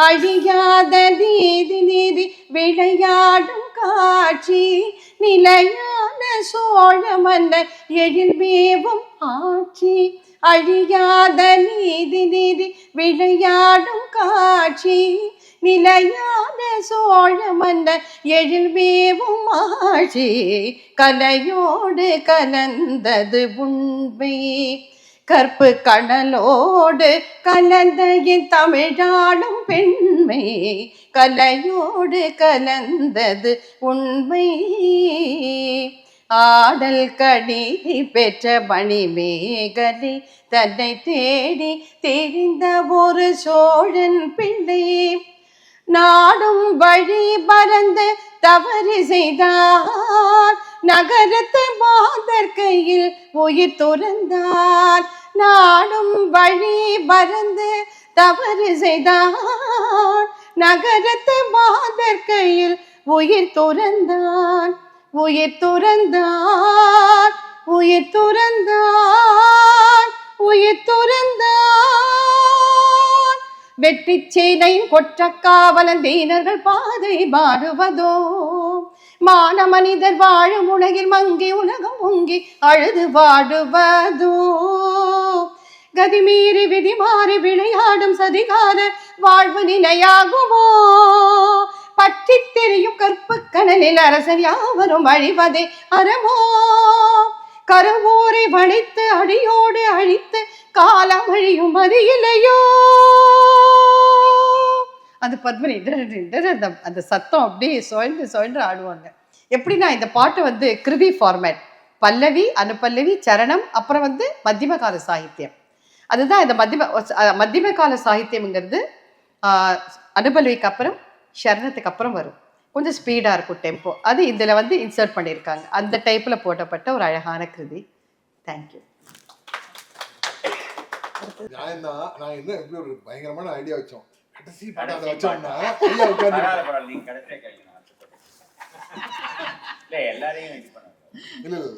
பிளான் பண்ணுவோம். ஒரு நாள் மேல இருக்குன்னு தெரியாது இல்லையா உங்களுக்கு? ஒரு நாள் இரவா? சரி. ஓ பரவாயில்ல சார், எங்க டைரக்டர் என்ன பாட்டு ஒரு நாளே யாருமே அவன் அம்மாவை நினைக்காம இருக்க முடியாது. சுமனேசரஞ்சனியில ஏற்றப்பட்ட அழகா, சுமனேசரஞ்சனி ஒன்றுமே இல்லை, சுத்த தன்யாசியோட பெரிய மத்தியமம் எடுத்துனா சுமனேசரஞ்சனி டெக்னிக்கலா. கரெக்ட், உங்க உன்னால் முடியும் தம்பி. ஒரு நாள் இரவு பகல் போல் நிலவு காவிய தலைவு 1970 திரைப்படத்தில் இடம்பெற்ற ஒரு பிரபலமான பாடல். இந்த பாடல் ஒரு தாய் கனவில் வந்து தன் மகளை சந்திப்பதாக உள்ளது. கனவில் தாய் வருவது போலவும் அவளின் நெற்றியில் குங்குமம், கண்களில் ஒரு குழப்பம், உதட்டிலே தயக்கம் போன்ற விவரங்கள் பாடலில் இடம்பெற்றுள்ளன. பாடலின் முதல் வரிகள் ஒரு நாள் இரவு பகல் போல் நிலவு கனவிலே என் தாய் வந்தாள் என்று தொடங்குகிறது. பாலச்சந்தர் திரைப்படங்களில் தான் இது போன்ற வித்தியாசமான சூழலுக்கான பாடல்கள் பிறந்தன. 2 வேடங்களில் சௌகார் ஜானகி, நடிப்பு அசத்தல், உணர்ச்சிகளை பிரதிபலிக்கும் முகபாவனைகள், இசையினால் நம் இதயங்களை மீட்டும் MS விஸ்வநாதன், வரிகளால் கதையை அப்படியே சொல்லிவிடும் கண்ணதாசன். பாடலில் தாய் தன் மகளை கனவில் வந்து சந்தித்து அவளின் நலனை விசாரிக்கிறாள். அவள் கஷ்டப்படுகிறாள், ஆனால் அவளின் மகளின் நலன்தான் அவளுக்கு முக்கியம். பாடல் மூலம் தாய் மகளின் மீது உள்ள பாசம் மற்றும் கவலை எல்லாம் ஒற்றை பாடலில் இது வருகிறது. பொண்ணாக இருக்கிற அந்த சுசீலா அம்மாவை சொல்லணும். பொண்ணு வந்து அது ஷீஸ் அட்வொகேட், அதில் ரொம்ப மெஜஸ்டிக்காக ரொம்ப இதுவாக இருப்பாள். அவள் அம்மா ரொம்ப டிமிட். அந்த வாய்ஸ் மாடுலேஷன் சுசீலா அம்மா அந்த பொண்ணுக்கு ஏற்ற மாதிரி ரொம்ப கான்ஃபிடென்ட்டாக, அதே ரொம்ப டிமிடாக வாழ்க்கையில் அடிபட்டு போன அந்த குரல், அந்த வாய்ஸ் சுசீலா அம்மா அவ்வளோ அழகாக மாடுலேட் பண்ணியிருப்பா. ஒரு நாள் அவங்க வீட்டுக்கு போயிருந்தேன், அவங்க எனக்கு பாடி காமிச்சாங்க, இப்படி தான் நீ பாடணும் அப்படின்னு. ஒரு நாள் இரவு பகல் போல் நிலவு கனவினிலே என் தாய் வந்தான் அப்படி இருக்கணும். அப்படி இருக்கும். அந்த வீடியோ கூட நான் வச்சிருக்கேன். She used to teach me the nuances. ஒரு நாள் இரவு பகல் போல் நிலவு கனவினிலே என் தாய் வந்தாள். ஒரு நாள் இரவு பகல் போல் நிலவு கனவினிலே என் தாய் வந்தாள். கண்ணா சுகமா கிருஷ்ணா சுகமா கண்மணி சுகமா சொல்கின்றேன். கண்மணி சுகமா சொல்கின்றாள். ஒரு நாள் இரவு பகல் போல் நிலவு கனவினிலே என் தாய் வந்தாள். குங்குமம் இருந்தது நெற்றியிலே, சிறு குழப்பம் மிதந்தது கண்களிலே. குங்குமம் இருந்தது நெற்றியிலே, சிறு குழப்பம் இருந்தது கண்களிலே. தங்கம் போன்ற இதழ்களிலே ஒரு தயக்கம் பிறந்தது வார்த்தையிலே. தயக்கம் பிறந்தது வார்த்தையிலே. என்னுயிர் தாயே நீயும் சுகமா, என்னுயிர் தாயே நீயும் சுகமா இருப்பது எங்கே சொல்கின்றேன். அன்னை முகமோ காண்பது நிஜமோ கனவோ நனவோ சொல்கின்றேன். கனவோ நனவோ சொல்கின்றேன்.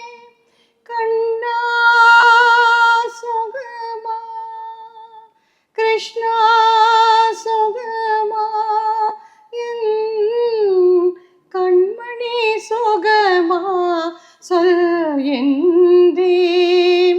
கண்ணா சுகமா கிருஷ்ணா சுகமா கண்மணி சுகமா சொல்கின்றேன்.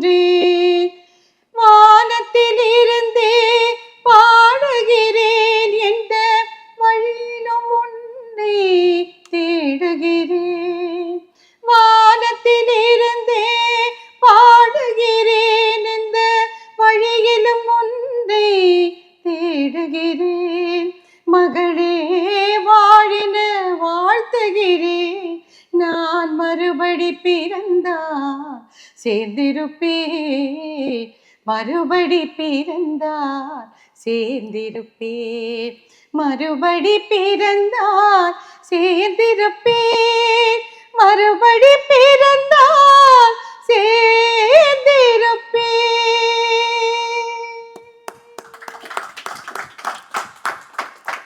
இப்படி எடுக்கப்பட்டதும் இல்லை, இப்படி முடிக்கப்பட்டதும் கிடையாது. என்ன படம்னா அபூர்வ ராகங்கள். பாட்டில் தொடங்கும், பாட்டில் முடியும். பாட்டில் தொடங்கணும்னு பாலச்சந்தர் ஆசைப்பட்டு எடுத்தார், அதில் ஒன்றும் மாற்றம் இல்லை. பாட்டில் முடிப்பேன்னு அவருக்கே தெரியாது.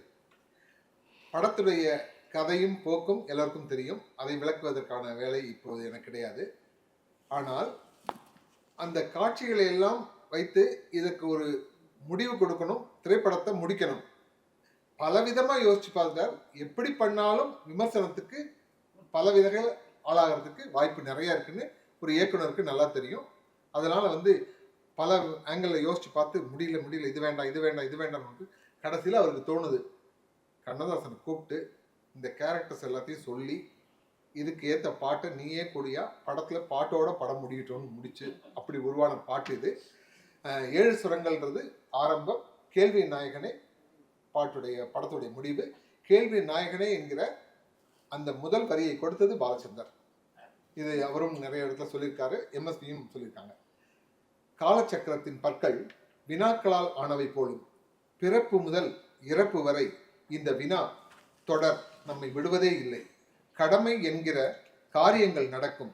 காலை முதல் இரவு வரை வினாக்களும் கண்விழிக்கின்றன. பத்திரிகைகளின் தலைப்புச் செய்திகள் எப்படி பரபரப்பை ஏற்படுத்துகின்றனவோ அதைவிட பல மடங்கு மனதில் பதிப்பாகும். தினசரி வினாக்கள் எத்தனை எத்தனை, விடை தேடி அலைவதற்குத்தானே பொழுது விடுகிறது. அன்றைய பிரச்சனையை சமாளிப்பதும் அல்லது சந்திப்பதும் நடக்கும் போதே நாளைய கேள்வி நம்மை நோக்கும். என்ன செய்ய போகிறாய், எப்படி செய்ய போகிறாய், உன்னால் முடியுமா, செய்யத்தான் வேண்டுமா என்று பல துணை கேள்விகளும் மனதிற்குள் ஒன்றன் பின் ஒன்றாய் துள்ளி குதிக்கின்றன.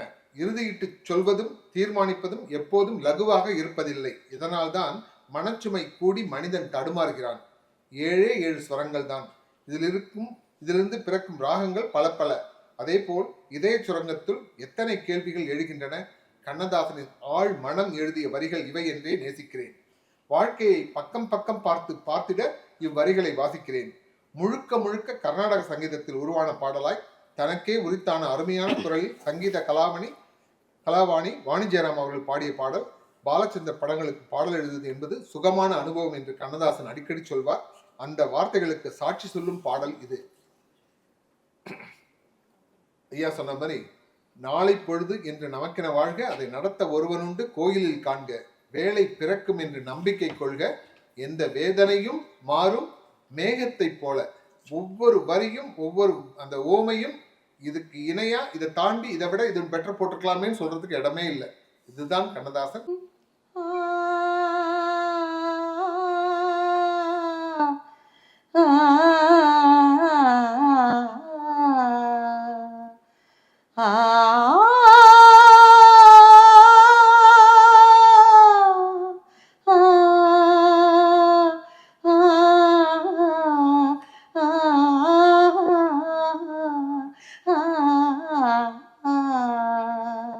ஏழு ஸ்வரங்களுக்குள் எத்தனை பாடல், ஏழு ஸ்வரங்களுக்குள் எத்தனை பாடல், இதய சுரங்கத்துள் எத்தனை கேள்வி. ஏழு ஸ்வரங்களுக்குள் எத்தனை பாடல், இதய சுரங்கத்துள் எத்தனை கேள்வி. காணும் மனிதருக்குள் எத்தனை சலனம், காணும் மனிதருக்குள் எத்தனை சலனம். வெறும் கற்பனை சந்தோஷத்தில் அவரது கவனம், கற்பனை சந்தோஷத்தில் அவரது கவனம். ஏழு ஸ்வரங்களுக்குள் எத்தனை பாடல்.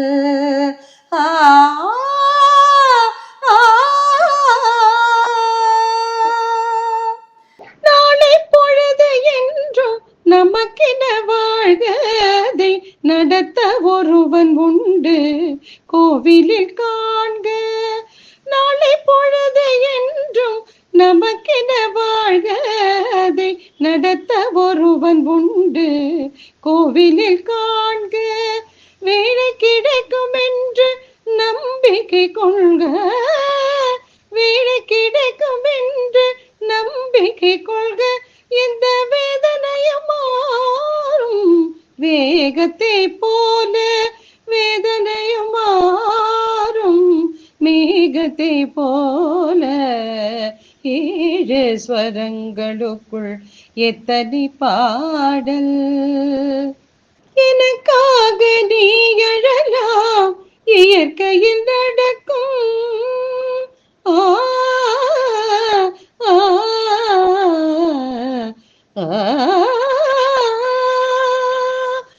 எனக்காக நீ எழலாம், இயற்கையில் நடக்கும். நீ எனக்காக உணவு உண்ண எப்படி நடக்கும். நமக்கென்று பூமியிலே கடமைகள் உண்டு, அதை நமக்காக நம் கையால் செய்வது நன்று. நமக்காக நம் கையால் செய்வது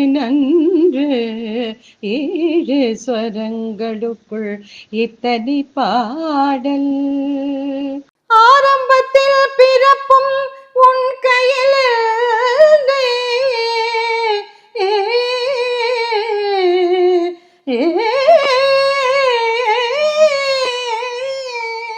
ஆரம்பத்தில் பிறப்பும் உன் கையில்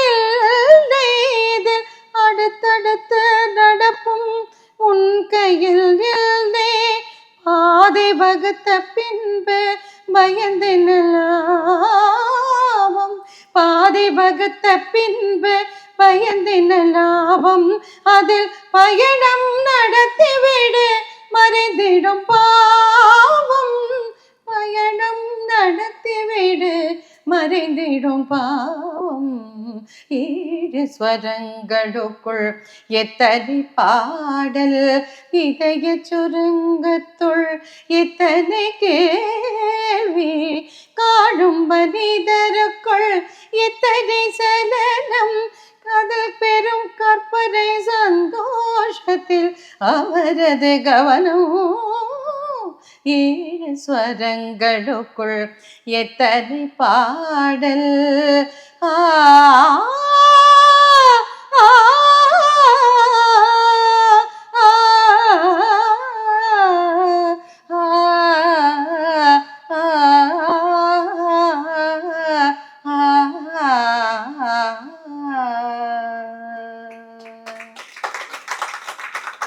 தெரியல. ஒரு சின்ன செய்தி சொல்றேன். நீங்க வந்துட்டு போகும்போது பல சுவையான செய்தி கிடைக்கும். ஜெயசுதாஸ் சார் மேடையில் உட்கார வச்சிருக்கோம். நாங்கள் லிஸ்ட் போட்டு வச்சிருக்கோம். அதிசய ராகம் ஆனந்த ராகம் கண்டிப்பா உண்டுன்னு. அந்த நிகழ்ச்சியை மக்களுக்கும் ஒன்று சொல்றேன், காவிரி மைந்தன் நிகழ்ச்சி பண்ணணுக்காக பண்ற ஆள் கிடையாது. இந்த நிகழ்ச்சி என்றால் அது முழுக்க முழுக்க கண்ணதாசனுடைய பிரதிபலிப்பா இருக்கணும், அவருடைய விஷயத்துக்கு எடுத்து கொடுக்கணும், அதை நம்ம ரசிக்கணுங்கிறதுக்காக கொடுக்கறது.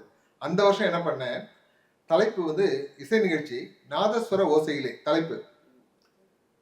மியூசிக் இன்ஸ்ட்ருமெண்ட்ஸ் எதுவும் கிடையாது, ஒரு தவளு ஒரு நாதஸ்வரம். ஹேமநாதன் கடலூர்ல மியூசிக் காலேஜ்ல பிரின்சிபாலா இருக்காரு. அவரை போய் பிடிச்சி கொண்டு வந்து உட்கார வச்சு, ஜேசஸ் வராரு, நாதஸ்வர ஓசையிலேன்னு வச்சிருக்கோம். அவர் முதல்ல வரதா இல்லை, லாஸ்ட் மினிட்ல ஆட் ஆச்சு. நீங்க வழக்கமா வச்சிருந்த லிஸ்ட்ல இருக்க பாட்டுலாம் நீ கொடுங்க, நாதஸ்வர ஓசையிலே தேவன் வந்து பாடுகிறான், அதெல்லாம் கொடுங்க. இவருக்காக அபூர்வ ராகங்கள்ல இந்த பாட்டு வேணும்னு சொல்லிட்டு நான் எழுதி கொடுத்துட்டேன். அவரும் ப்ரிப்பேர் பண்றாரு, மயிலாப்பூர்ல வீடு ப்ரிப்பேர் பண்றாரு.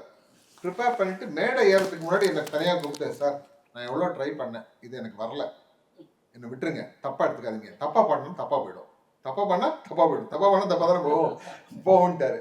எனக்கு ஒன்றும் சொல்ல தெரியல. அந்த நேரத்தில் லாஸ்ட் மினிட்ல அன்னைக்கு நிகழ்ச்சியை தொகுத்து வழங்குறது எங்களுடைய அமைப்பு தலைவி சரஸ்வதி ராமநாதன் பள்ளத்தூர்.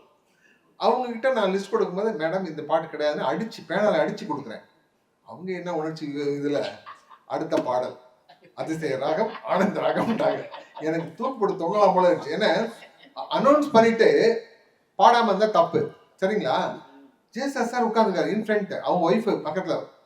ஸோ எனக்கு ஒன்றும் புரியல, நாதஸ்வர ஓசையிலே ஓடிட்டு இருக்கு, அதிசய ராகத்தை நாதஸ்வரத்தை கேட்கணுன்ற ஆசையில அவரும் உட்கார்ந்துருக்காரு எல்லாரையும் போல. எனக்கு ஒண்ணுமே புரியல. கவிஞரை ஏதாவது காப்பாத்துறான்னு சொல்லிட்டு அவர்கிட்ட தான் வேண்டுதல் வச்சது. நடந்துச்சு சார், சிம்பிளா நடந்துச்சு. ஒரு சின்ன விஷயம். அப்படியே அந்த மனுஷன் என்ன பண்ணா, அந்த நாதஸ்வரத்தை தூக்கி இப்படி வச்சான் ஃப்ரண்ட்ல இப்படி குத்த வச்சுட்டு, அண்ணா வணக்கம்ண்ணா, அது என்னண்ணா பகவான் உங்களுக்கு மட்டுமே அந்த பாட்டை பாடுற மாதிரி கொடுத்துட்டானா, நான் எவ்வளோ ட்ரை பண்ணேண்ணா, வரலண்ணா, மன்னிச்சுக்கோங்கண்ணா, என்னால் நான் முயற்சி பண்ணேன், பயிற்சி எடுத்தேன், வரலண்ணா, அது என்னமோ பண்ணிட்டேன் நான் அந்த பாட்டுல அப்படி இப்படின்னு சொல்லி அந்த இடத்துல ஒரு வழி பண்ணாங்க. பரவாயில்ல அவரே இப்படி உருவானது அது. கிட்டத்தட்ட இந்த சுச்சுவேஷன்ல வசந்த் சார் வந்து அந்த பாட்டு வேணும்னு கேட்கிறாரு. அந்த பாட்டு கேட்க தான் வந்திருக்கேன்னு இங்க வந்து சொல்லிட்டு வர போயிட்டாரு. இவங்க அந்த பாட்டு வேணான்னு ஒதுக்கி வச்சுட்டாங்க. நான் எடுத்தனே வேணான்னு ஒதுக்கல, அடுத்தது இல்ல கடைசியில அடுத்த செஷன்ல வைக்கலாம், அடுத்த செஷன்ல சரியா அப்படின்ட்டாங்க. ஏன்னா இந்த லிஸ்ட்ல நான் வச்சிருக்கேன், ப்ரிப்பேர் பண்ணிட்டு வந்திருக்கேன், நான் ரெடி, அவங்க இல்லை. ஸோ இன்னைக்கு இல்லைன்னு நினைச்சிட்டு வச்சாக்க ஐயா கேட்டதுக்காக விருப்பத்திற்கு ஏற்ப, ரசிகர்களின் விருப்பம் மாதிரி இயக்குனர் விருப்பத்திற்கு ஏற்ப ஒரு பாடலை எவ்வளவு அதுக்கு ஜஸ்டிஸ் பண்ண முடியுமோ அழகா பாடின அவங்களுக்காக இயக்குனர் சார்பாகவும் நம்ம சார்பாகவும் மகிழ்ச்சி. ரொம்ப நன்றி. நான் ரொம்ப சந்தோஷம் நீங்க வந்ததுக்கு. உன்னை நினைப்பதற்கு நான் வடிவெடுத்தேன், உன்னை மணப்பதற்கு மனம் படைத்தேன் உன்னை நினைப்பதற்கு நான் படிவிடுத்தேன் உன்னை மணப்பதற்கு மத்தள மேலும் முரசொலிக்க வரிசங்கம் நின்றாங்கே ஒலி இசைக்க மத்தள மேலும் முரசொலிக்க வரிசங்கம் நின்றாங்கே ஒலி இசைக்க கைத்தலம் நான் பற்ற கனவு கண்டேன் கனவு கண்டேன் கைத்தலம் நான் பற்ற கனவு கண்டேன் அந்த கனவுகள் நனவாக உறவு தந்தாய் மனம் படைத்தேன் மனம் படைத்தேன் உன்னை நினைப்பதற்கு நான் வடிவெடுத்தேன் உன்னை மணப்பதற்கு பள்ளியறையில் நான் தனித்திருந்தேன் பக்கத்தில் வந்து நீ கண் வரைத்தாய் பள்ளியறையில் நான் தனித்திருந்தேன் பக்கத்தில் வந்து நீ கண் வரைத்தாய் துள்ளி எழுந்து நான் தேடி நின்றேன் துள்ளி எழுந்து நான் தேடி நின்றேன் தோழி தூக்கத்தின் கனவென்று தான் உரைத்தாய் மனம் படைத்தேன் மனம் படைத்தேன் உன்னை நினைப்பதற்கு நான் வடிவெடுத்தேன் உன்னை மணப்பதற்கு. ரொம்ப அழகான ஒரு பாடல். கேஆர் விஜயாவோட நடிப்பும் அப்போ அந்த அந்த அந்த காட்சி அப்படியே தேவலோகத்துக்கே போன மாதிரி இருக்கும். அவ்வளோ அழகான ஒரு பாடல்.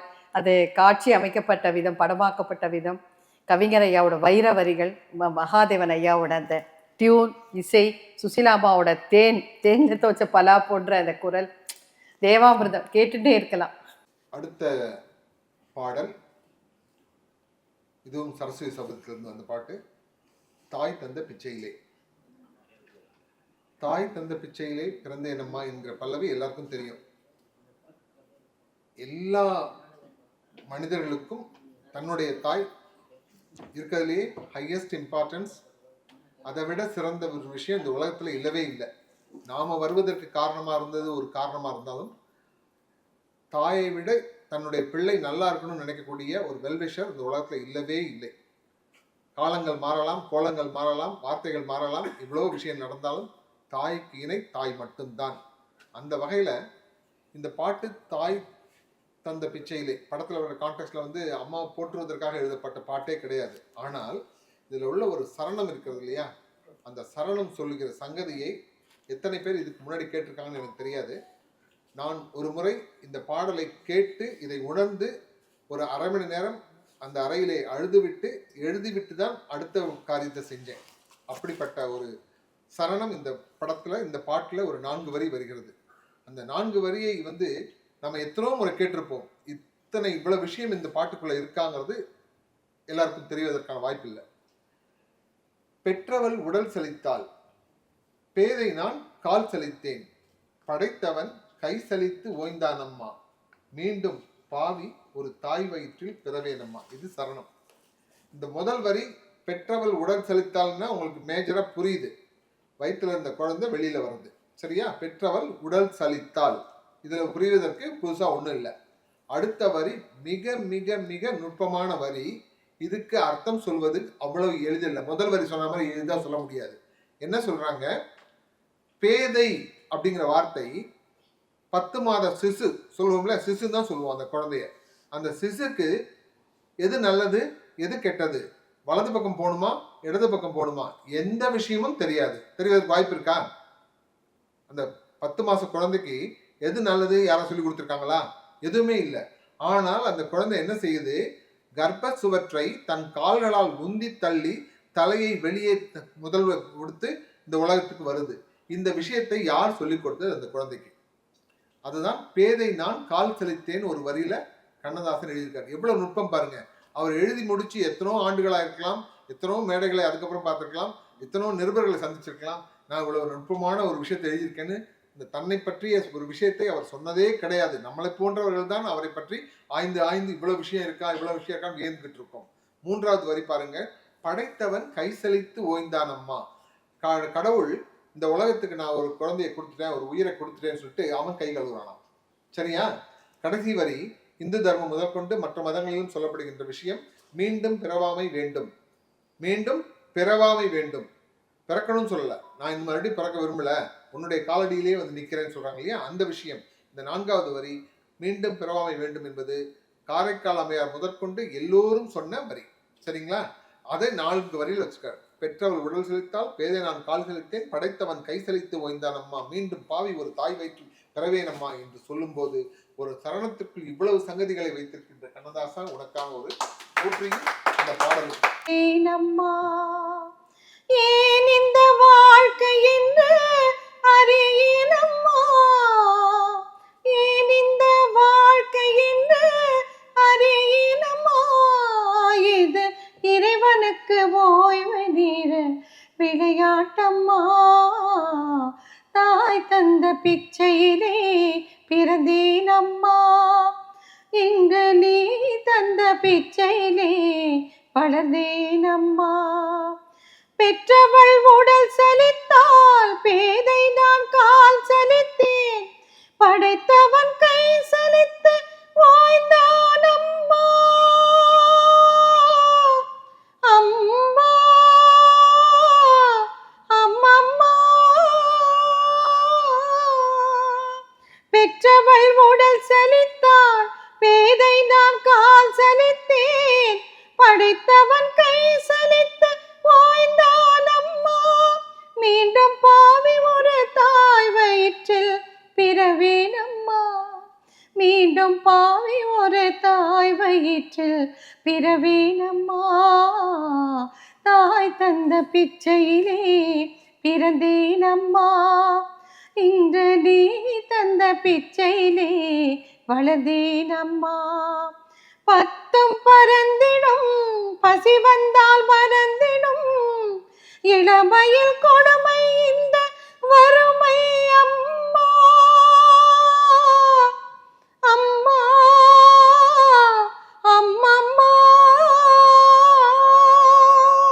பத்தும் பறந்திடும் பசி வந்தால் மறந்திடும் இளமையில் கொடுமை இந்த வறுமை அம்மா, இளமையில் கொடுமை இந்த வறுமை அம்மா, என்றும் இதுதான் நீதி என்றால் இறைவன் வேண்டுமா, என்றும் இதுதான் நீதி என்றால் இறைவன் வேண்டுமா, தாய் தந்த பிச்சையிலே பிறந்தேனம்மா, இன்று நீ தந்த பிச்சையிலே வளர்ந்தேனம்மா, ஏன் இந்த வாழ்க்கை என்று அறியேனம்மா, ஏன் இந்த வாழ்க்கை என்று அறியேனம்மா, இது இறைவனுக்கு ஓய்வு நேர விளையாட்டம்மா, தாய் தந்த பிச்சையிலே பிறந்தேனம்மா, இன்று நீ தந்த பிச்சையிலே வளர்ந்தேனம்மா. சிவரஞ்சி ராகத்துல ஏற்றப்பட்ட பாடல். தமிழ்நாட்டில் இருக்க எல்லா கோயில்லையும் இந்த ஆதிபராசக்தி பாட்டு இல்லாமல் எந்த அம்மன் கோயில்லையும் விழாக்கள் இல்லை. சரிங்களா? ஞாபகம் இருக்கா? அப்படிப்பட்ட ஒரு படம்.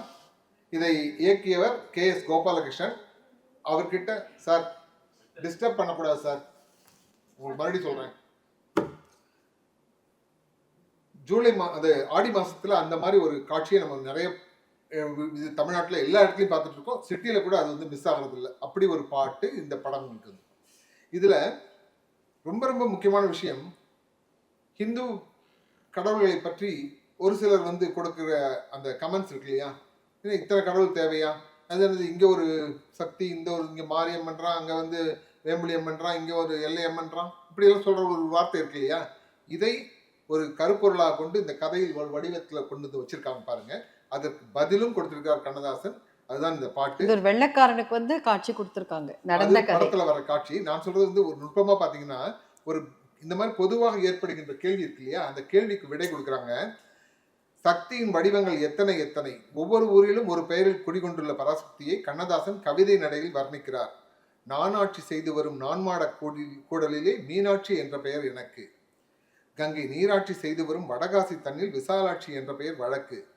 கோனாட்சி பல்லவர்தம் குளிர்ச்சோலை காஞ்சி தன்னில் காமாட்சி என்ற பெயர் எனக்கு. கொடும் கோலாட்சி தன்னை எதிர்க்கும் மாரியம்மன் என்ற பெயர் கொண்டபடி காட்சி தந்தேன் உனக்கு. அந்த எதுகை முனையிலும் மிஸ் ஆகல, வரிகள்லையும் மிஸ் ஆகல, எல்லாமே இன்டாக்ட்னு சொல்லுவாங்கல்ல, அதுதான் அது. அது எப்படி ஒரு தெய்வம் ஒவ்வொரு ஊரிலும் ஒவ்வொரு பெயரில் இருக்க முடியும் என்று கேட்போருக்கு விடையாக கவிஞர் கூறும் பதில் இதோ. ஆறென்றும் நதி என்றும் ஓடை என்றும் அது நீர் என்றாலும் அது நீரோடும் பாதை தன்னை குறிக்கும். கரெக்டா? சொல்லும்போது இங்க வந்து ஆறுங்கிறோம், அப்புறம் குளம்ங்கிறோம், நீருங்கிறோம், எல்லாத்தையும் விதவிதமா இருக்கு. ஆனா ஒவ்வொருத்துக்கும் ஒரு பேரு. ஆனா பேசிக்கா என்ன, எல்லாமே நீர் தான். ஆறு என்றும் நதி என்றும் ஓடை என்றாலும் அது நீரோடும் பாதை தன்னை குறிக்கும். நிற்கும் ஊர் மாறி பேர் மாறி கருமாறி உருமாறி ஒன்றே ஓம் சக்தி என உரைக்கும் என்று அதுக்கு விளக்கம் கொடுத்திருக்கார். இப்பொழுது அந்த பாடல். ஆட்சி செய்து வரும் நான் மாட கூடலிலே மீனாட்சி என்ற பெயர் எனக்கு. நான் ஆட்சி செய்து வரும் நான் மாட கூடலிலே மீனாட்சி என்ற பெயர் எனக்கு. கங்கை நீராட்சி செய்து வரும் வடகாசி தன்னில் விசாலாட்சி என்ற பெயர் வழக்கு. கங்கை நீராட்சி செய்து வரும் வடகாசி தன்னில் விசாலாட்சி என்ற பெயர் எனக்கு.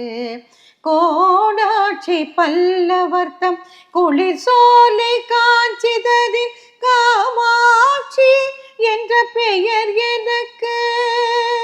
கோடாட்சி பல்லவர்த்தம் குளிர் சோலை காஞ்சிதனில் காமாட்சி என்ற பெயர் எனக்கு. கொடும் கோலாட்சி தன்னை எதிர்க்கும் மாரியம்மன் பெயர் கொண்டபடி காட்சி தந்தே உனக்கு. கொடும் கோலாட்சி தன்னை எதிர்க்கும் மாரியம்மன் என்ற பெயர் கொண்டபடி காட்சி தந்தே உனக்கு. ஆறென்றும் நதி என்றும் ஓடை என்றாலும் அது நீரோடும் பாதை தன்னை குறிக்கும். ஆறென்றும் நதி என்றும் ஓடை என்றாலும் அது நீரோடும் பாதை தன்னை குறிக்கும். நிற்கும் ஓர் மாறி பேர் மாறி கருமாறி உருமாறி ஒன்றே ஓம் சக்தி என உரைக்கும்.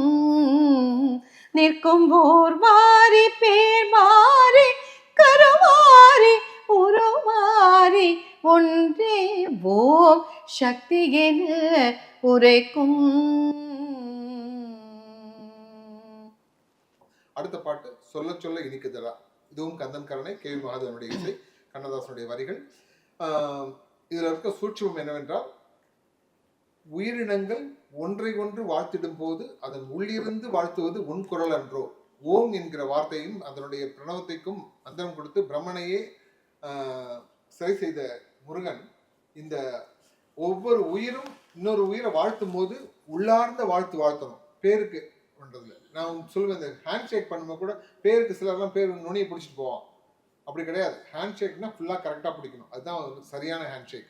ஸோ அதே போல வாழ்த்துவது என்பது வெறும் உதடுகளால் அல்ல, உள்ளத்தால் வாழ்த்துவது தான் சரியான வாழ்த்து. அப்படி உயிரினங்கள் ஒன்றை ஒன்று வாழ்த்திடும் போது அதன் உள்ளிருந்து வாழ்த்துவது உன் குரல் அன்றோ என்று முருகனை சொல்லக்கூடிய ஒரு அருள் இந்த பாடல் இருக்கிறது.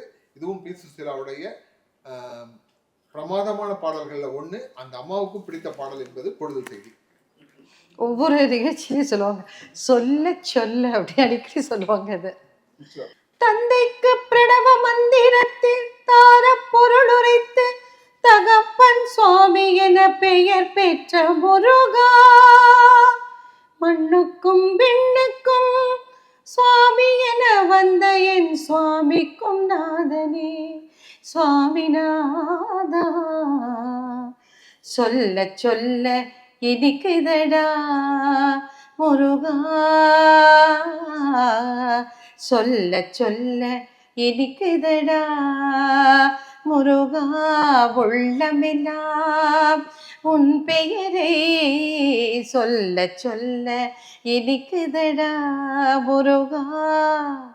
பிள்ளை பிராயத்திலே பெரிய பெயர் பெற்றவனே, பிள்ளை பிராயத்திலே பெரிய பெயர் பெற்றவனே, உள்ளமெனா உன் பெயரே சொல்ல சொல்ல இனிக்குதடா முருகா. பிறந்த போது எனது நெஞ்சம் அமைதி கொண்டது முருகா, அமைதி கொண்டது. அறிவில் சிறந்த உன்னை காணும் போது பெருமை கொண்டது முருகா, பெருமை கொண்டது குமரா. சொல்ல சொல்ல இனிக்குதடா முருகா. உலகில் ஆடும் தொட்டிலெல்லாம் உன் பெயர் பாடும், உண்மை பேசும் மொழிகள் எல்லாம் உன் புகழ் பேசும். யுகங்கள் எல்லாம் மாறி மாறி சந்திக்கும் போது உன் முகமலரின் அழகில் மட்டும் முதுமை வராது கந்தா, முதுமை வராது குமரா. சொல்ல சொல்ல இனிக்குதடா முருகா. முருகன் என்றால் அழகன் என்று தமிழ் மொழி கூறும், அழகன் இந்த குமரன் என்று மனமொழி கூறும். உயிரினங்கள் ஒன்றை ஒன்று வாழ்த்திடும் போது அதன் உள்ளிருந்து வாழ்த்துவது உன்னருளன்றோ கந்தா, உண்டருளன்றோ முருகா. சொல்ல சொல்ல இனிக்குதடா முருகா. உள்ளமினா உன் பெயரை சொல்ல சொல்ல இனிக்குதடா முருகா. இருந்து வருகின்ற மலர்கள் நனைந்தன பணியாலே. இந்த பாட்டுடைய மென்மை அதை கேட்கறதுக்கெல்லாம் வந்து ரொம்ப பாக்கியம் பண்ணியிருக்கணும் சார். கிண்டியில் ஒரு பார்த்த சாரதின்னு ஒருத்தர் பார்த்தேன், அது ஒரே ஒரு தடவை பார்த்தேன், பேர் மட்டும் கேட்டுக்கிட்டு அவர் சொன்ன செய்தி ஞாபகம் இருக்குது. நான் என்னோட புத்தகத்தையும் இப்படி தான் எழுதி வச்சிருக்கேன், அவர் பேரையும் போட்டு இவர் தான் சொன்னார்னு எழுதிட்டேன். முதல் வரி எப்படி இருக்கும், அடுத்த பேரா என்ன இருக்கும், ஒரு பேரா இயற்கையை பற்றி ஒரு பாட்டு, ஒரு பேரா முருகனை பற்றி, ஒரு பேரா கிருஷ்ணனை பற்றி, இப்படி விதவிதமாக ஒரே பாட்டுக்குள்ள இத்தனை அம்சங்களையும் காமிச்சிருப்பார். இந்த படத்தில் வந்து பாட்டு அப்படி அமைஞ்சிருக்குன்னு சொல்லிட்டு எனக்கு இந்த பாடலில் வந்து ஒரு கவிதை எழுதக்கூடிய ஒரு தன்மை நமக்கு கொஞ்சம் இருக்கிறதுனால ஒரு கவிஞன் எப்படி யோசிச்சிருக்கான் பாருங்க. கலவியல் இன்பத்தை இதைவிட நாகரிகமாக கௌரவமாக எவனுமே சொன்னது கிடையாது. சேர்ந்தே மகிழ்ந்தே போராடி தலை சீவி முடித்தேன் நீராடி, கண்ணத்தை பார்த்தேன் முன்னாடி பட்ட காயத்தை சொன்னது கண்ணாடி, மலர்கள் நனைந்தன. அந்த கே மகாதேவன் ஐயா ஒரு முதல்ல அந்த காத்தால அந்த பொழுது விடியற சமயம் அப்படியே அது அதில் இல்லை, ஆக்சுவலாக இது மோகன ராகம் தான். அது வந்து அந்த முதல்ல அந்த சன்ஸ் ரைஸ் அப்படியே காமிப்பார், சூரிய உதயம். அது தம்புரா மீட்டு தான் அந்த மோகன ராகம் அவ்வளோ அழகாக வரும்.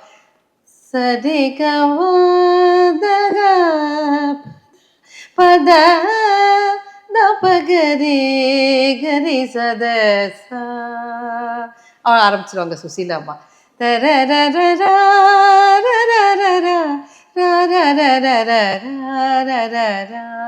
மலர்கள் நனைந்தது வரும்.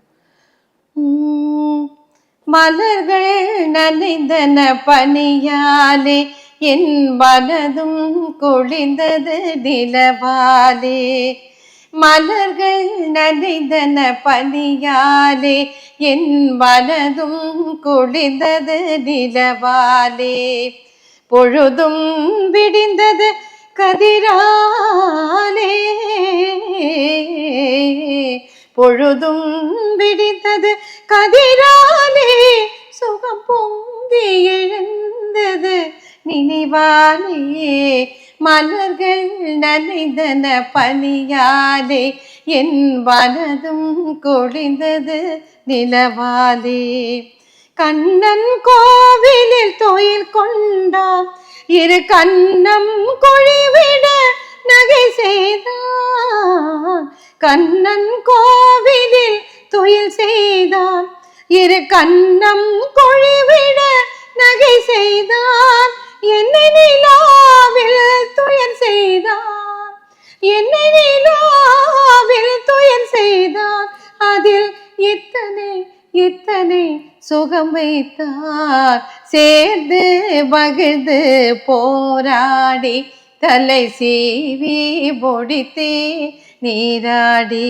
கன்னத்தை பார்த்தேன் முன்னாடி கன்னத்தை பார்த்தேன் முன்னாடி பட்ட காயத்தை சொன்னது கண்ணாடி மலர்கள் நனைந்தன பனியாலே என் மனதும் கொழிந்தது நிலவாலே இறைவன் முருகன் திருவீட்டில் என் இதயத்தில் நான் ஒரு விளக்கேற்றி உயிரினும் காதல் நீயூற்றி உயிரினும் காதல் நீயூற்றி உன்னோடு இருப்பேன் மலரடி போற்றி மலர்கள் நனைந்தன பனியாலே என் மனதும் கொழிந்தது நிலவாலே.